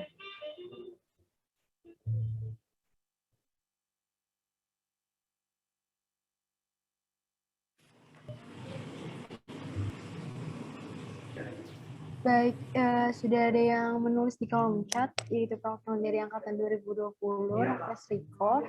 Silakan langsung mengaktifkan mikrofonnya untuk bertanya secara langsung. Apakah suara terdengar? Nesya? Terdengar ya? Oke, selamat pagi Pak Idris, Pak Catur, Pak Maret Prianta, Pak Agus Wandono, dan Ibu Anita. Sebelumnya perkenalkan, nama saya Raffles Riko. Saya sebagai perwakilan angkatan 2020. Jadi yang ingin saya sampaikan kepada Bapak dan Ibu sekalian, seperti yang tadi sudah disampaikan teman-teman panitia, bahwa keluh kesah yang terjadi di angkatan saya itu saat ini adalah perkuliahan online. Karena kadang ada beberapa dosen yang menyamaratakan situasi dan kondisi mahasiswanya. Jadi yang ingin saya tanyakan ke Bapak dan Ibu sekalian saat ini adalah perihal kegiatan perkuliahan semester depan, Pak Bu. Apakah perkuliahan semester depan akan diadakan sama seperti saat ini, yaitu secara online, atau akan ada kebijakan bahwa perkuliahan semester depan diadakan secara offline? Karena terus terang saja Pak dan Ibu sekalian, kami sebagai angkatan 2020 sangat menginginkan sekali perkuliahan diadakan secara offline, dikarenakan kami dari awal belum sama sekali merasakan kegiatan perkuliahan secara langsung dan belum merasakan dunia kampus. Selain itu juga terdapat kendala-kendala saat perkuliahan online ini membuat kami merasa tertekan. Mungkin itu dari saya, Bu, untuk mewakili Angkatan 2020. Mungkin dari Bapak dan Ibu sekalian bisa memberikan kepastian kepada kami agar apabila perkuliahan semester depan diadakan secara offline, kami bisa mempersiapkan segala sesuatunya. Terima kasih, Bapak dan Ibu sekalian. Baik, terima kasih kepada Raffles atas pertanyaannya. Mungkin untuk mempersingkat waktu, boleh langsung saja kepada Kang Samuel untuk memverbalkan pertanyaannya. Baik, apa suara saya terdengar? Terdengar, Kang? Terima kasih. Selamat pagi untuk kita semua. Terima kasih atas kesempatan bertanyanya dan terima kasih atas ruang audiensinya yang telah disediakan oleh BEM Fakultas Hukum.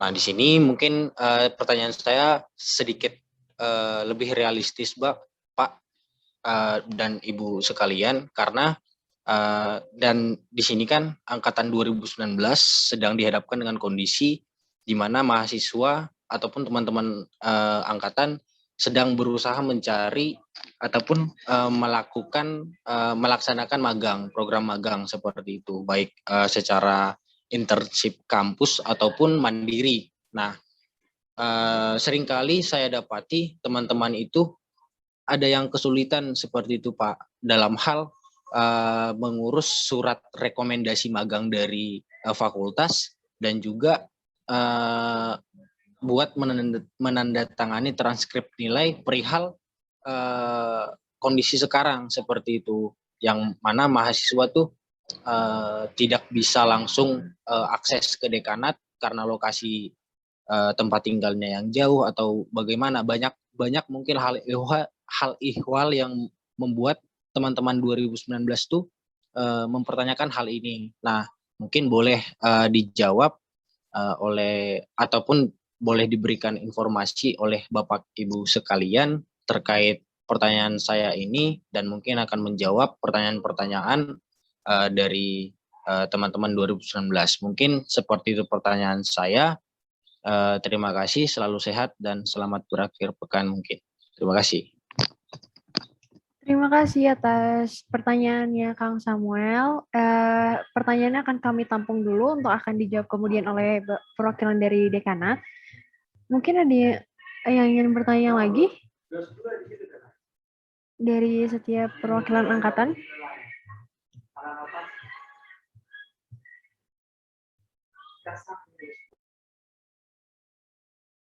Baik, kalau tidak ada atau belum ada, mungkin kita bisa jawab pertanyaan dari yang telah ada dulu ya, yaitu dari Raffles dan Kang Samuel. Yang pertama, pertanyaan dari Raffles, yaitu seperti yang sudah disampaikan tadi, ada beberapa keluhan angkatan 2020 mengenai kuliah online. Saya akan bertanya mengenai perihal perkuliahan semester depan, apakah akan diadakan secara online atau akan ada rencana untuk offline? Mungkin bisa langsung dijawab oleh Bapak Dekan, Bapak dan Ibu Dekanat. Terima kasih. Ya, terima kasih kalian ya. Nanti juga ditambahkan oleh Pak Agus 1, Pak Agus 2, dan Pak Agus dan Bu Anita. Ya, emang kita juga rindu untuk ketemu, berdebat, bimbingan. Apalagi kampus kita kan termasuk nyaman ya, nyaman, besar. Apalagi ya saya terus terang ada peluang untuk melanjutkan pembangunan perpustakaan yang tertunda itu ya, dari Menteri PUPR itu ada peluang ya. Sedang saya godok dengan pihak rektorat ya, sehingga mungkin fasilitas kita makin bagus ya. Nah, terlepas dari itu, sebenarnya dengan adanya hybrid learning ini, kita berakhir semester genap ini 14 Agustus ya, 2021 ya. Selanjutnya nanti ada bimbingan. Nah, berarti kan ada sekarang saya pikir sedang membangun beberapa. Jadi ini kepastiannya adalah hybrid lah ya, artinya gabungan ya. Artinya dosen bisa ke Jatinangor ngajar. Kalau ingin ngajar di Jatinangor, kita sediakan ada yang sekarang sedang dibangun oleh layang rektorat, nanti Pak WD 2 tahu persis, semacam studio. Dan itu juga dimanfaatkan oleh BEM oleh mahasiswa. Jadi kepastiannya adalah hybrid, artinya mahasiswa bisa datang dengan prokes, dengan terbatas, ruangannya kapasitas 20, tapi mungkin diisi 10 gitu ya. Nah, yang lainnya adalah daring. Nah, itu saya pikir mungkin itu kepastiannya nanti Pak WD 1. Jadi intinya memang kalau kami sekarang ya tetap aja luringnya, artinya kami membagi tugas ke Jatinangor, Pak Gusman, saya ke DU, Pak WD 2 ke Banda, mampir ke Imam Bonjol dalam rangka melayani. Begitu Pak Agus ke Jatinangor, saya ke Jatinangor, Pak Agus ke DU, ya. Artinya kita betul-betul jemput bola mahasiswa itu ya. Dan tentu di dalamnya adalah bentuk pengabdian sebagai dekanat yang mendapat amanah. Jadi kepastiannya adalah gabungan. Itu aja dari saya dulu dari komennya. Mungkin Pak WD 1, Pak WD 2 dan Pak Agus dan Bu Anita. Silakan Pak WD 1. Baik, terima kasih Pak Dekan. Mungkin saya izin melanjutkan dari Saudara Flash ya. Terima kasih pertanyaannya, dan ya ini menunjukkan kita memang nggak pernah ketemu secara fisik ya. Saya udah lama nggak dipanggil Pak Catur. Tapi ini menunjukkan bahwa memang karena kita belum pernah ketemu ya. Jadi saya melanjutkan saja sedikit tadi dari Pak Dekan. Untuk perkuliahan ke depan itu memang kita ada rencana menggunakan sistem hybrid ya. Hybrid itu artinya kita mengkombinasikan antara online atau daring dengan offline atau luring. Jadi tidak selamanya nanti kita istilahnya berada di rumah masing-masing atau di tempat selain di kampus, tapi nanti kita bisa kombinasikan. Nah, hanya mungkin untuk mencapai ke sana itu perlu proses gitu ya. Proses ini sudah dimulai sebetulnya, jadi nanti Pak Maret ya sebagai Wakil Dekan Bidang Sumber Daya dan Organisasi akan memberikan penjelasan lebih lanjut tentang fasilitas. Yang pertama pasti fasilitas ya. Dan kami sudah mengidentifikasi ruangan-ruangan di kampus, khususnya di kampus Jatinangor gitu ya, yang akan kita persiapkan untuk kelas-kelas hybrid. Jadi artinya di kelas itu tadi yang Pak Dekan sampaikan gitu ya, dosennya bisa hadir secara fisik, ditambah dengan mungkin beberapa mahasiswa yang nanti secara bergilir juga bisa datang ke kampus gitu ya. Nanti konsepnya adalah di ruangan itu akan dipasang semua aparatus ya, atau perlengkapan yang sifatnya mendukung untuk sarana online. Jadi ada sebagian yang di rumah, sebagian di kampus. Itu baru kita identifikasi kelasnya dan akan dibangun dalam waktu dekat. Kita belum bisa memang menjanjikan untuk bisa dimulai di semester mendatang, tapi mudah-mudahan bisa secepatnya ya. Nah, sementara ini kalau misalnya perkuliahan sebagian besar memang masih tetap akan berjalan secara daring. Tadi beberapa keluhan ya terkait dengan ada mungkin ya mata kuliah yang belum sesuai dengan standar. Sebetulnya sih kalau dari universitas itu sudah keluar ya namanya pedoman blended learning namanya. Dan kami sudah sampaikan ke semua dosen mohon untuk dipelajari dan diimplementasikan. Ya hanya mungkin yaitu ya ada beberapa dosen yang bisa cepat mengimplementasikan, ada beberapa yang perlu proses. Nah, terkait dan hal ini juga kami sudah siapkan solusinya. Dalam waktu dekat akan ada berbagai kegiatan pelatihan bagi para dosen untuk dapat menyelenggarakan perkuliahan secara hibrid. Jadi mudah-mudahan tadi ya keluhan yang disampaikan oleh rekan-rekan mahasiswa bahwa ya ada yang memberikan di luar jam perkuliahan dan lain sebagainya gitu, itu bisa berkurang dan bahkan diharapkan tidak akan ada lagi. Karena ide dari hybrid learning itu sebetulnya memang kombinasi antara sinkronus dan asinkronus. Jadi pada saat kuliah tatap muka pun sebetulnya itu tidak disarankan ya untuk misalnya kalau misalnya ada yang 3 atau sampai 4 SKS terus menatap layar. Secara kesehatan itu juga sebenarnya kurang baik. Jadi yang baik itu adalah sebenarnya kombinasi antara sinkronus secara langsung dan juga asinkronus yang bisa dilakukan di mana saja atau kapan saja dengan materi pembelajaran melalui video atau misalnya bacaan-bacaan. Terkait dengan akses yang terbatas itu silahkan nanti kalau misalnya memang ada rekan-rekan mahasiswa yang masih mengalami kendala dalam memperoleh akses internet atau wifi, silahkan ya bisa langsung berkoordinasi dengan prodi atau manajer kami nanti akan sampaikan ke universitas karena ada support sebetulnya untuk hal-hal seperti ini. Jadi jangan khawatir, akan ada juga nanti ya, itu tadi pada saat kita harus memang menghadapi situasi pembelajaran secara daring, pasti kita juga harus memikirkan infrastruktur dan fasilitas, dan itu ada di dalam agenda kami. Jadi kalau misalnya masih ada yang kesulitan akses, silahkan bisa berkoordinasi langsung dengan prodi atau manajer, sehingga nanti kita bisa coba identifikasi supportnya ya, atau pendukung. Dan bisa merasakan gitu ya, tadi saudara Raffles udah pengen main ke kampus gitu sejak awal diterima di Fakultas Hukum, belum pernah misalnya main ke Jatinangor gitu, dan ada pressure gitu ya. Nah mudah-mudahan saya sih berharap pressure-nya tidak serius lah gitu ya, tapi saya bisa paham kalau misalnya memang ada beberapa peristiwa mahasiswa yang juga tidak hanya dari Fakultas Hukum ya, dari fakultas lain, ada yang merasa dengan kurangnya interaksi sosial mereka menjadi secara psikologis ada hambatan gitu ya, atau merasa tertekan. Nah jika sekiranya memang perlu support ya, kalau misalnya ada yang istilahnya yaitu ya memerlukan bantuan ya, bagaimana caranya kita bisa survive di tengah situasi yang mengharuskan kita berinteraksi secara terbatas. Di tingkat universitas itu ada lembaga konseling ya. Jadi lembaga konseling yang dibina oleh rekan-rekan dari Fakultas Psikologi.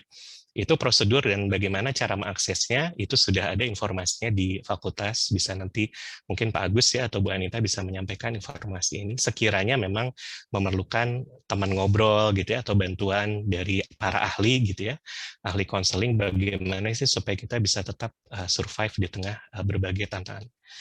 Kalau yang untuk dari saudara Samuel, ini mungkin lebih terkait dengan tadi magang ya, magang itu informasi magang sebetulnya kami sudah coba upayakan untuk dapat diakses secara luas. Selain dari fakultas juga kalau boleh ya, mungkin ada yang belum juga mengetahui, di tingkat universitas itu ada namanya CDC ya, atau CDC, Career Development Center. Nah, informasi magang ini biasanya sudah disampaikan secara luas melalui CDC, baik melalui website ataupun media sosial. Nah, tapi kalau misalnya masih ada keperluan ya atau kebutuhan untuk mengkonsultasikan lebih lanjut terkait dengan magang, itu silahkan nanti bisa berkomunikasi khususnya dengan Kaprodi atau dengan manajer.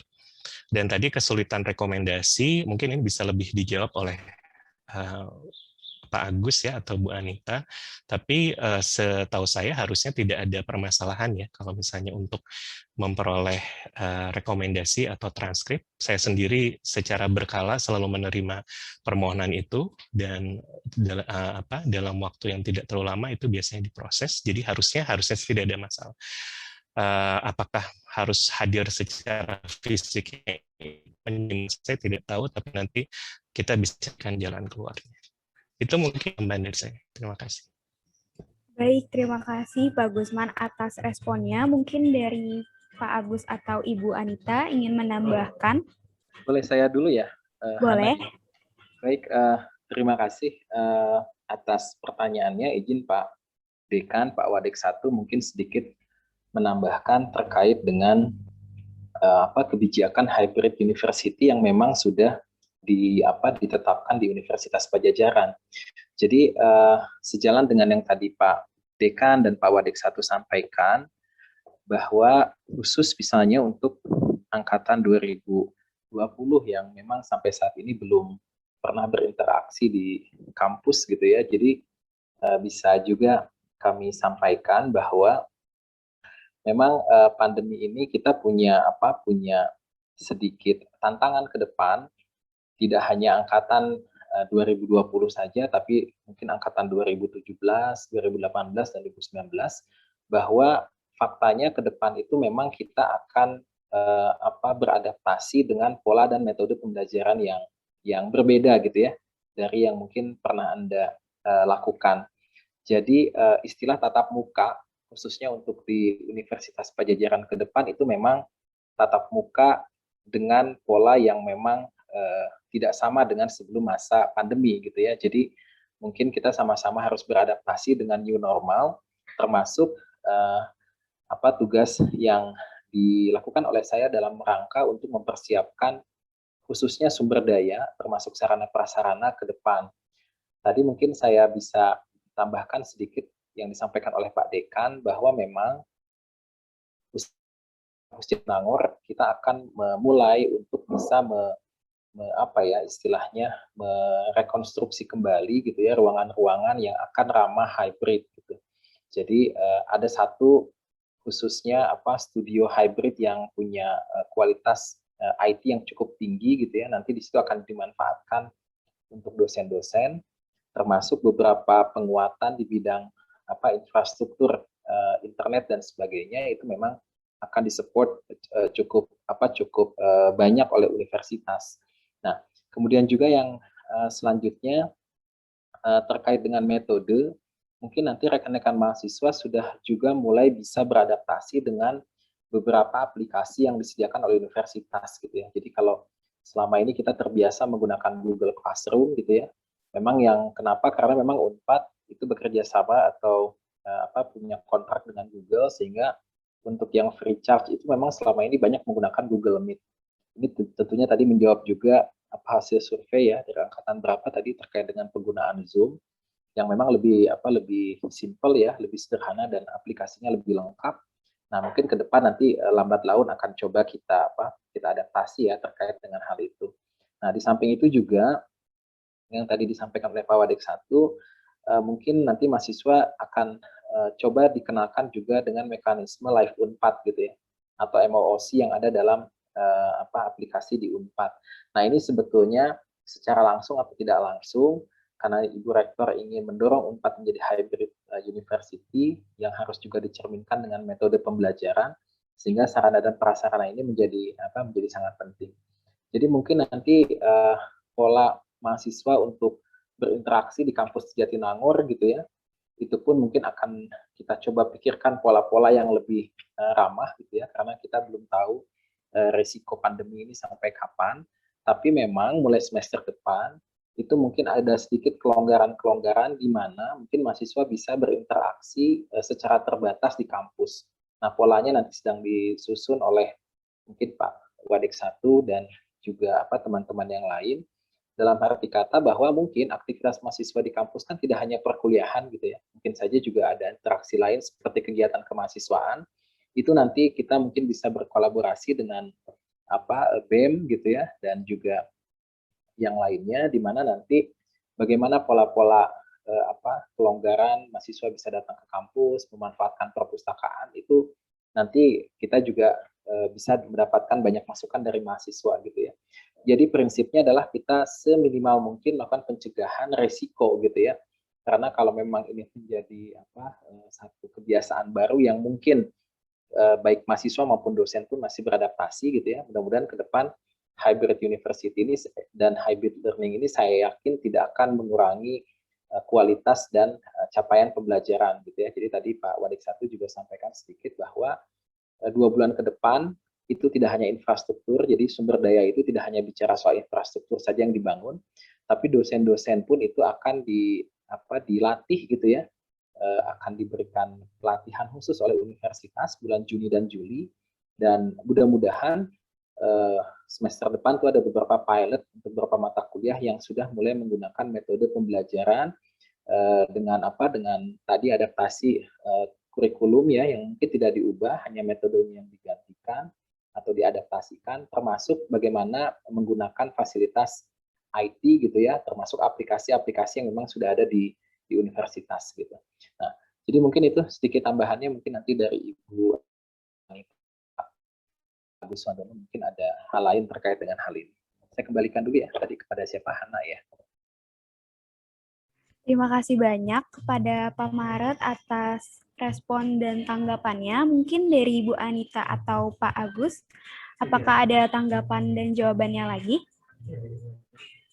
Ya, boleh dari saya sedikit ya. Boleh, Ibu, saya persilakan. Ya. Yang pertama tadi berkaitan dengan rekomendasi magang ya gitu ya. Sebetulnya kan sudah diberikan kemudahan, jadi mahasiswa itu bisa mengirimkan email atau mengisi Google Form gitu ya. terhadap kebutuhan apa saja yang diperlukan ya untuk magang itu gitu ya. Jadi saya sih sejauh ini merasa sebetulnya untuk rekomendasi magang itu tidak ada masalah gitu ya. Nah hanya saja kami itu kesulitan ya ketika mahasiswa itu sudah memperoleh rekomendasi tapi kemudian tidak melaporkan ya, tidak melaporkan lebih lanjut ke prodi apakah mereka itu diterima atau tidak gitu ya. Sehingga itu ya. Jadi kita juga sebetulnya tidak ada data konkret ya. Apakah yang sudah diberikan rekomendasi itu ternyata mereka diterima atau tidak gitu. Nah, jadi mungkin tadi keluhan dari mahasiswa akan kami tampung ya. Mudah-mudahan ini menjadi perbaikan ke depannya untuk pelayanan yang lebih efektif dan efisien gitu ya. Tapi mungkin juga harus diperhatikan oleh mahasiswa untuk melaporkan kembali ya ketika mereka sudah diterima magang gitu ya. Jadi tidak hanya meminta rekomendasi, tapi ada tindak lanjutnya dari itu gitu. Nah kemudian berkaitan dengan perkuliahan secara luring ya, tadi mungkin sudah disampaikan juga oleh Pak WD 1 dan WD 2. Jadi banyak hal yang harus kita pertimbangkan gitu ya, termasuk sarana dan prasarana, kemudian mungkin kesiapan dari dosen yang bersangkutan gitu ya. Beberapa minggu yang lalu juga kami sudah menawarkan gitu ya kemungkinan dan kesiapan dosen untuk menyelenggarakan perkuliahan secara hybrid gitu ya. Jadi untuk kedepannya insya Allah di semester ganjil itu di Fakultas Hukum ada sekitar 5 atau 7 mata kuliah mungkin yang akan dilaksanakan secara hybrid gitu. Itu sedikit tambahan dari saya ya. Terima kasih. Oke, baik Ibu Anita atas jawabannya. Kalau tidak ada pertanyaan lagi, mungkin kita langsung lanjut ke rangkaian berikutnya aja ya. Atau mungkin dari perwakilan angkatan ada yang ingin bertanya lagi?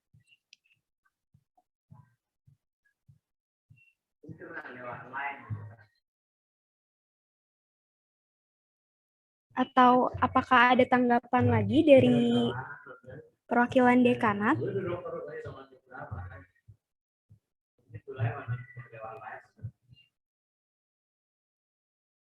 Kalau ya saya ingin ini sedikit ya, bagaimana juga kan Undang-Undang Nomor 12 Dikti itu menegaskan ya bahwa yang dimaksud dengan sivitas akademik adalah dosen dan mahasiswa.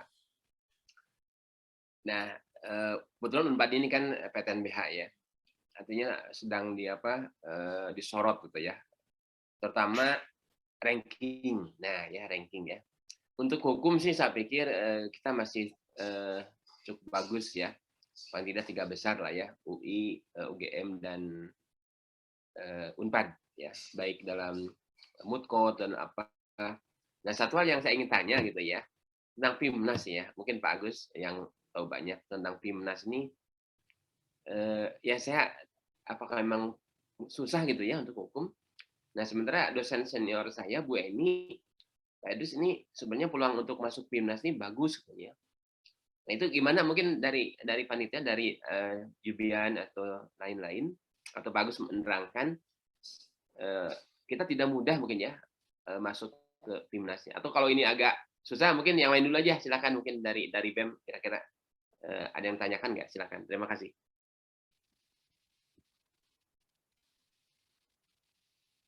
Baik, terima kasih Pak Idris. Mungkin apakah ada tanggapan dari perwakilan BEM?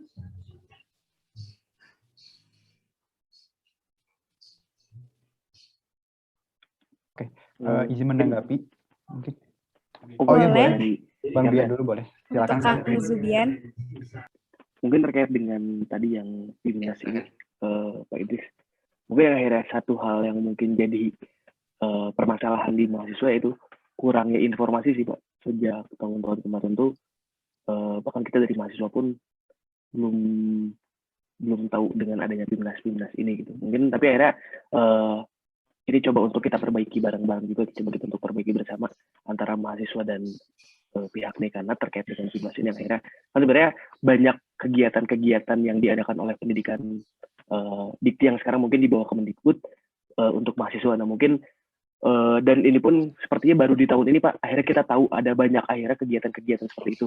Mungkin akhirnya dari bisa aja dari dekanatnya udah ngasih tahu, tapi dari kitanya mungkin akhirnya nggak cari informasi, atau bisa aja informasi belum tersebar.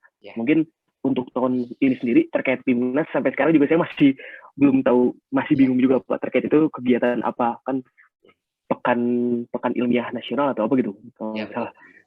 Ya, nah tapi mungkin dari saya sendiri dan teman-teman yang lain mungkin juga kita masih belum tahu bentuk kegiatannya seperti apa. Nah tapi alhamdulillah sih di tahun ini kemarin kita sempat juga dari BEM ternyata kan ada PHP 2D itu Pak yang terkait dengan program pengabdian kepada masyarakat juga. Nah akhirnya kemarin dari Fakultas Hukum juga dari BEM kita ngajuin terkait PHP 2D. Nah ternyata kayak itu kita baru tahu di tahun ini bahwa banyak ada event-event yang diadakan oleh Dikti kepada mahasiswa gitu.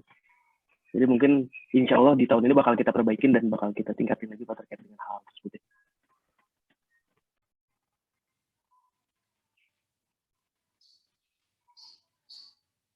Baik, terima kasih Kang Zubian atas tanggapannya. Mungkin saya persilakan kepada Kang Yordan untuk memberi tanggapan.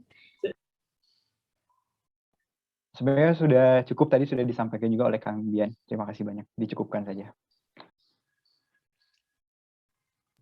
Baik, terima kasih Kang Yordan dan Kang Zubian. Mungkin dari Bapak Idris, apakah ada tanggapan lagi Pak? Ya, Repa dan Hana dan BM, terima kasih ya. Terus terang ini apresiasi lah ya. Ya memang kami belum setengah tahun ya ini, tapi so far sih saya melihat berjalan dengan on the right track dan peluang untuk terus maju tuh sangat terbuka nih. Bahkan of course we want to be number one law school in Indonesia ya. Jadi berharap bisa lah menjadi nomor 1 di law school untuk di sini ya. Insya Allah saya pikir dengan pengelola Pak Usman, Pak Marat, Pak Agus, Bu Anita dan semuanya teknik kita akan full kerja untuk fakultas ini. Terima kasih MC dan teman-teman BEM. Baik, terima kasih Pak Idris. Oke, kita akan langsung saja lanjut ke acara selanjutnya. Itu akan ada sesi diskusi yang akan dipandu oleh Ketua BEM FA Unpad, yaitu Kang Zubian Nur Rahman, dan Wakil Ketua BEM FA Unpad, yaitu Kang Teguh Diwata Tambunan. Baik, kita akan langsung menyerahkan ini kepada Kang Zubian dan Kang Teguh. Dipersilahkan untuk langsung mengambil acara. Terima kasih kepada MC Indonesia dan Hana. Mungkin sebenarnya Pak untuk sesi diskusi yang kedua ini terkait dengan hybrid, terkait dengan perkuliahan hybrid. Namun kan tadi sempat udah dibahas juga, ternyata udah dibahas bersama Pak Idris juga, ada Bu Anita, Pak Agus, Pak Marat dan Pak Gusman juga. Nah, mungkin akhirnya saya juga jadi akhirnya nggak perlu disampaikan lagi di sesi kedua ini. Mungkin akhirnya jadi pertanyaan dari BEM sendiri terkait dengan hybrid ini.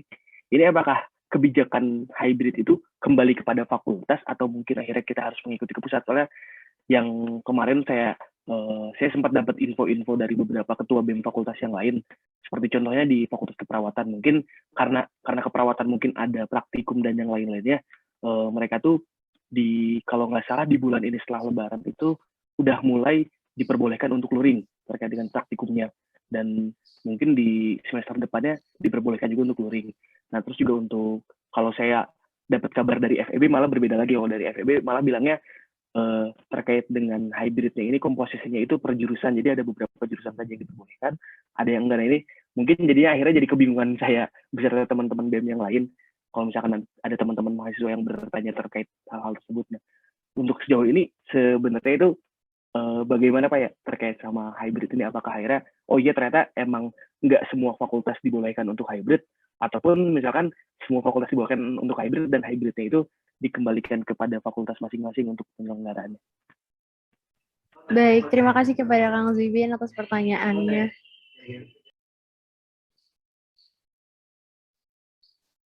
Ya, Pak Wakil Dekan 1. Saya boleh menanggapi? Ya, silakan Pak.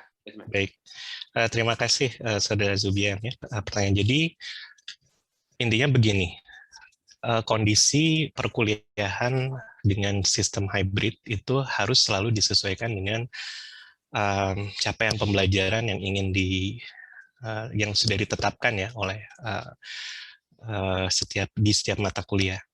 Jadi tadi kalau pembandingnya dengan fakultas keperawatan atau dengan MIPA ya, fakultas-fakultas yang memang harus hadir secara fisik untuk melakukan aktivitas praktikum, yaitu memang berbeda gitu dengan kondisi di fakultas hukum. Jadi kalau tadi pertanyaannya apakah dikembalikan ke fakultas atau harus mengikuti universitas, sebetulnya jawabannya lebih pada akhirnya koordinasi. Jadi kami selama ini di fakultas itu berkoordinasi dengan universitas. Caranya tadi seperti yang sudah dijelaskan oleh Bu Anita ya. Jadi kami sudah menyebarkan kuesioner pada para dosen untuk silahkan ditinjau dari capaian pembelajaran mata kuliah yang diampu oleh dosen masing-masing, apakah itu memerlukan kehadiran mahasiswa secara fisik di kampus. Nah, nanti Bu Anita mungkin bisa juga melengkapi, tapi intinya adalah dari hasil survei tersebut atau dari hasil pemantauan tersebut, kami kemudian akan berkoordinasi dengan universitas gitu ya, untuk menyampaikan bahwa ada beberapa mata kuliah yang memang perlu mengkombinasikan antara daring dan luring. Dan itu betul, tadi sangat terasa sekali gitu ya di fakultas keperawatan, fakultas kedokteran gigi, MIPA, farmasi, ya, dan lain sebagainya. Nah, supaya mungkin ya pembandingnya tidak terlalu berbeda gitu ya, saya sarankan BEM FH mungkin bisa juga berkoordinasi gitu ya dengan rekan-rekan BEM dari fakultas yang lebih ke soshum ya atau sosio-humaniora. Kalau dengan fakultas rumpun kesehatan ya atau saintek itu memang kita akan berbeda gitu kebutuhan. Jadi lebih pada koordinasi akhirnya gitu ya. Dan memang ini harus kami betul-betul terapkan secara berhati-hati gitu. Karena sekali kampus itu dibuka untuk menampung ya mahasiswa, itu konsekuensinya pasti akan sangat besar. Harus ada sistem tracing, kemudian belum semua mahasiswa juga mungkin divaksin dan sebagainya. Jadi kami tidak ingin malah kemudian dari aktivitas perkuliahan itu bisa berisiko ya atau menimbulkan malah klaster baru. Kami juga di sini kan punya kewajiban ya untuk menjaga kalian gitu ya. Fasilitas harus kami pastikan gitu ya, dan juga situasi juga tentu harus terus dipantau.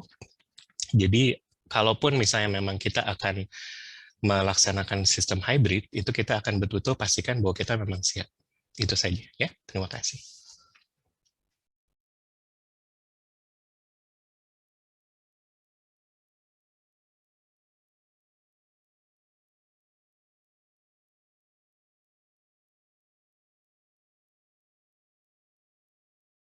Baik, terima kasih Pak Gusman atas jawabannya. Mungkin dari Kang Teguh ada yang mau ditambahkan atau ada yang mau ditanyakan lagi? Dari saya sudah cukup disampaikan semua.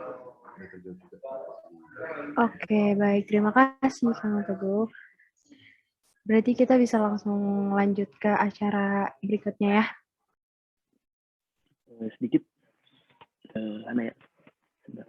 Terkait dengan ini ada follow-up question tapi di luar hybrid, karena tadi kan hybrid juga udah dibahas di sesi sebelumnya. Mungkin yang tadi terkait sama apa yang ditanyakan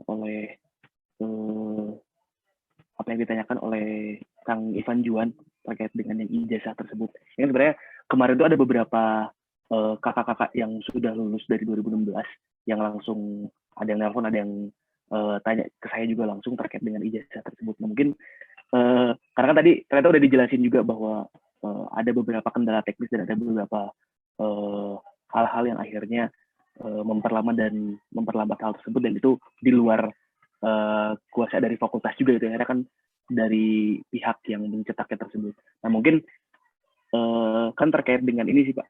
Kemarin tuh mereka tuh bilang ke saya terkait dengan yang CPNS tersebut. Mungkin kan akhirnya udah mulai dibuka dan salah satu persyaratannya kan ijazah tersebut. Nah, mungkin untuk akhirnya menjawab ke khawatiran kakak-kakak yang baru lulus tersebut, mungkin apakah ada kepastian terkait dengan mungkin kapan akhirnya bisa mereka mendapatkan ijazahnya, atau kapan akhirnya mereka mungkin mendapat informasi terkait ijazahnya tersebut, karena akhirnya setiap hari ini terus nanya juga sih Pak, karena akhirnya kan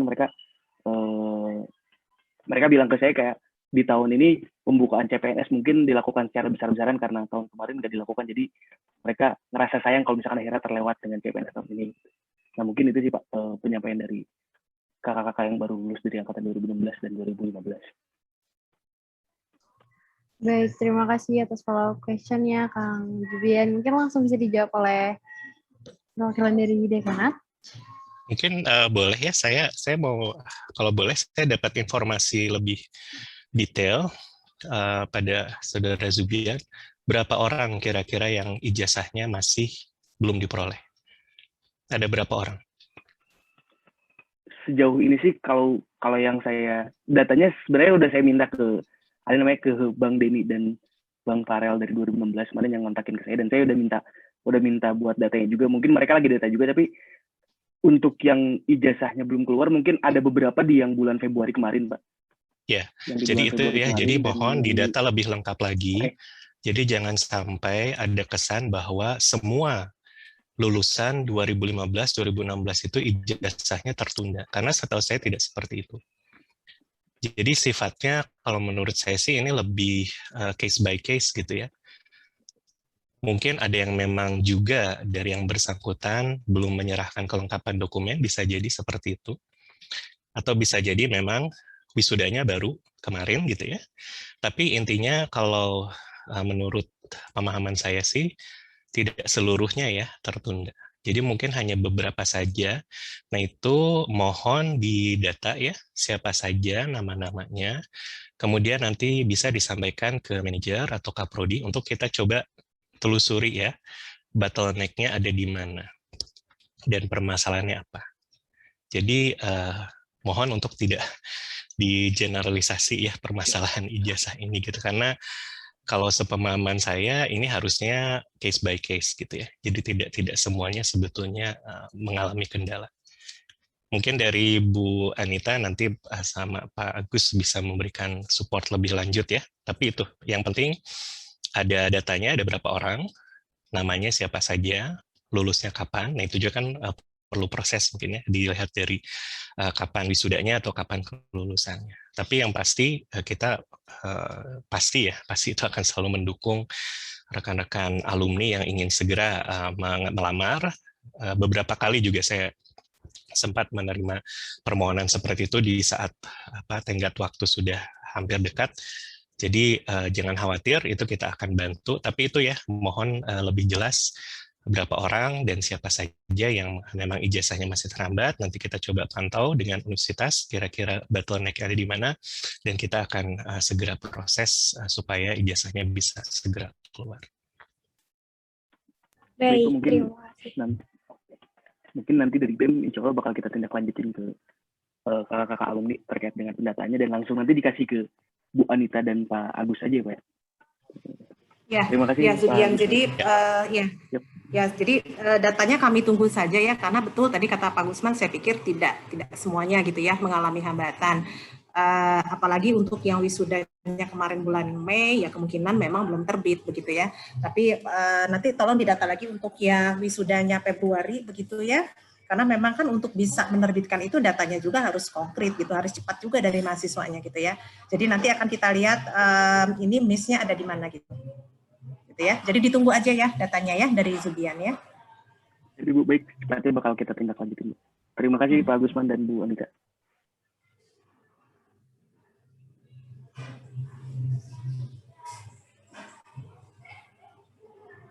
Oke, baik. Terima kasih Pak Gusman dan Bu Anita atas tanggapannya. Mungkin apakah ada tanggapan lagi dari Bapak dan Ibu perwakilan dari Dekanat?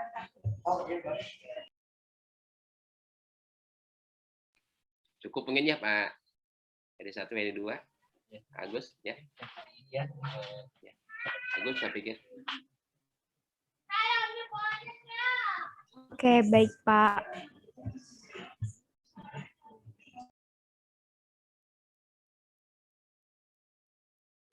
Apakah ada follow-up question lagi dari Kang Zubian dan Kang Teguh? Dicukupkan aja, Desya dan Hana. Terima kasih. Baik, terima kasih Kang Zubian dan Kang Teguh. Untuk selanjutnya, karena telah berakhirnya diskusi kita pada hari ini. Terima kasih saya ucapkan kepada perwakilan dari Angkatan 2017, yaitu Kang Ivan Juan. Terima kasih kepada perwakilan dari Angkatan 2018, yaitu Kang Bagus Maha. Terima kasih juga kepada perwakilan dari Angkatan 2019, yaitu Kang Samuel Peter. Terima kasih kepada perwakilan Angkatan 2020, yaitu Raffles. Terakhir, terima kasih kami ucapkan kepada Dekanat Fakultas Hukum Unpad beserta jajarannya karena telah menyempatkan waktunya dan menjawab semua pertanyaan serta keluh kesah dari kami selaku mahasiswa Fakultas Hukum Universitas Padjadjaran. Dengan telah berakhirnya diskusi kita pada pagi hari ini, selanjutnya kami akan membacakan beberapa simpulan dari hasil diskusi dan permasalahan inti dari setiap angkatan yang telah disampaikan tadi. Pertama-tama kita telah berdiskusi terkait pertanyaan yang diajukan oleh perwakilan angkatan terkait dengan permasalahan penerbitan ijazah, peringanan UKT, sistem perizinan kegiatan magang, keluhan dalam menjalankan kuliah daring, serta sistematika perkuliahan hybrid nanti. Dan di sini juga telah dijelaskan tentang permasalahan inti dari masing-masing angkatan. Yang pertama dari angkatan 2017, yaitu masalah yang paling banyak dikeluhkan adalah keringanan UKT dan problematika skripsi. Yang kedua dari angkatan 2018, yaitu kuliah umum dan online. Yang ketiga dari angkatan 2019, dan itu juga sama, permasalahannya seperti angkatan 2018, yaitu kuliah umum dan kuliah online. Terus angkatan 2020, yaitu kuliah online. Dan untuk selanjutnya bisa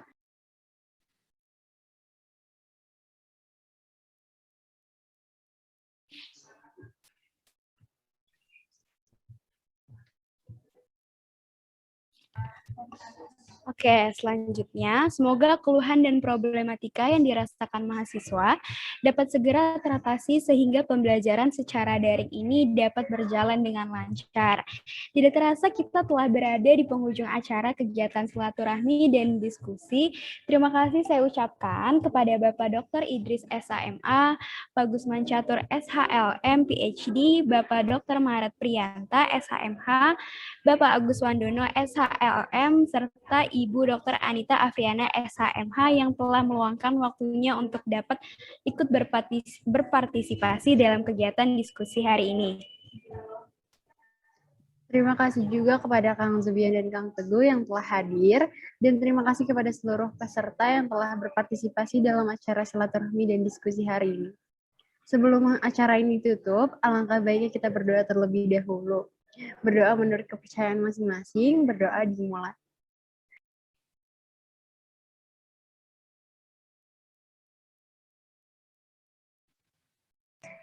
Berdoa dicukupkan.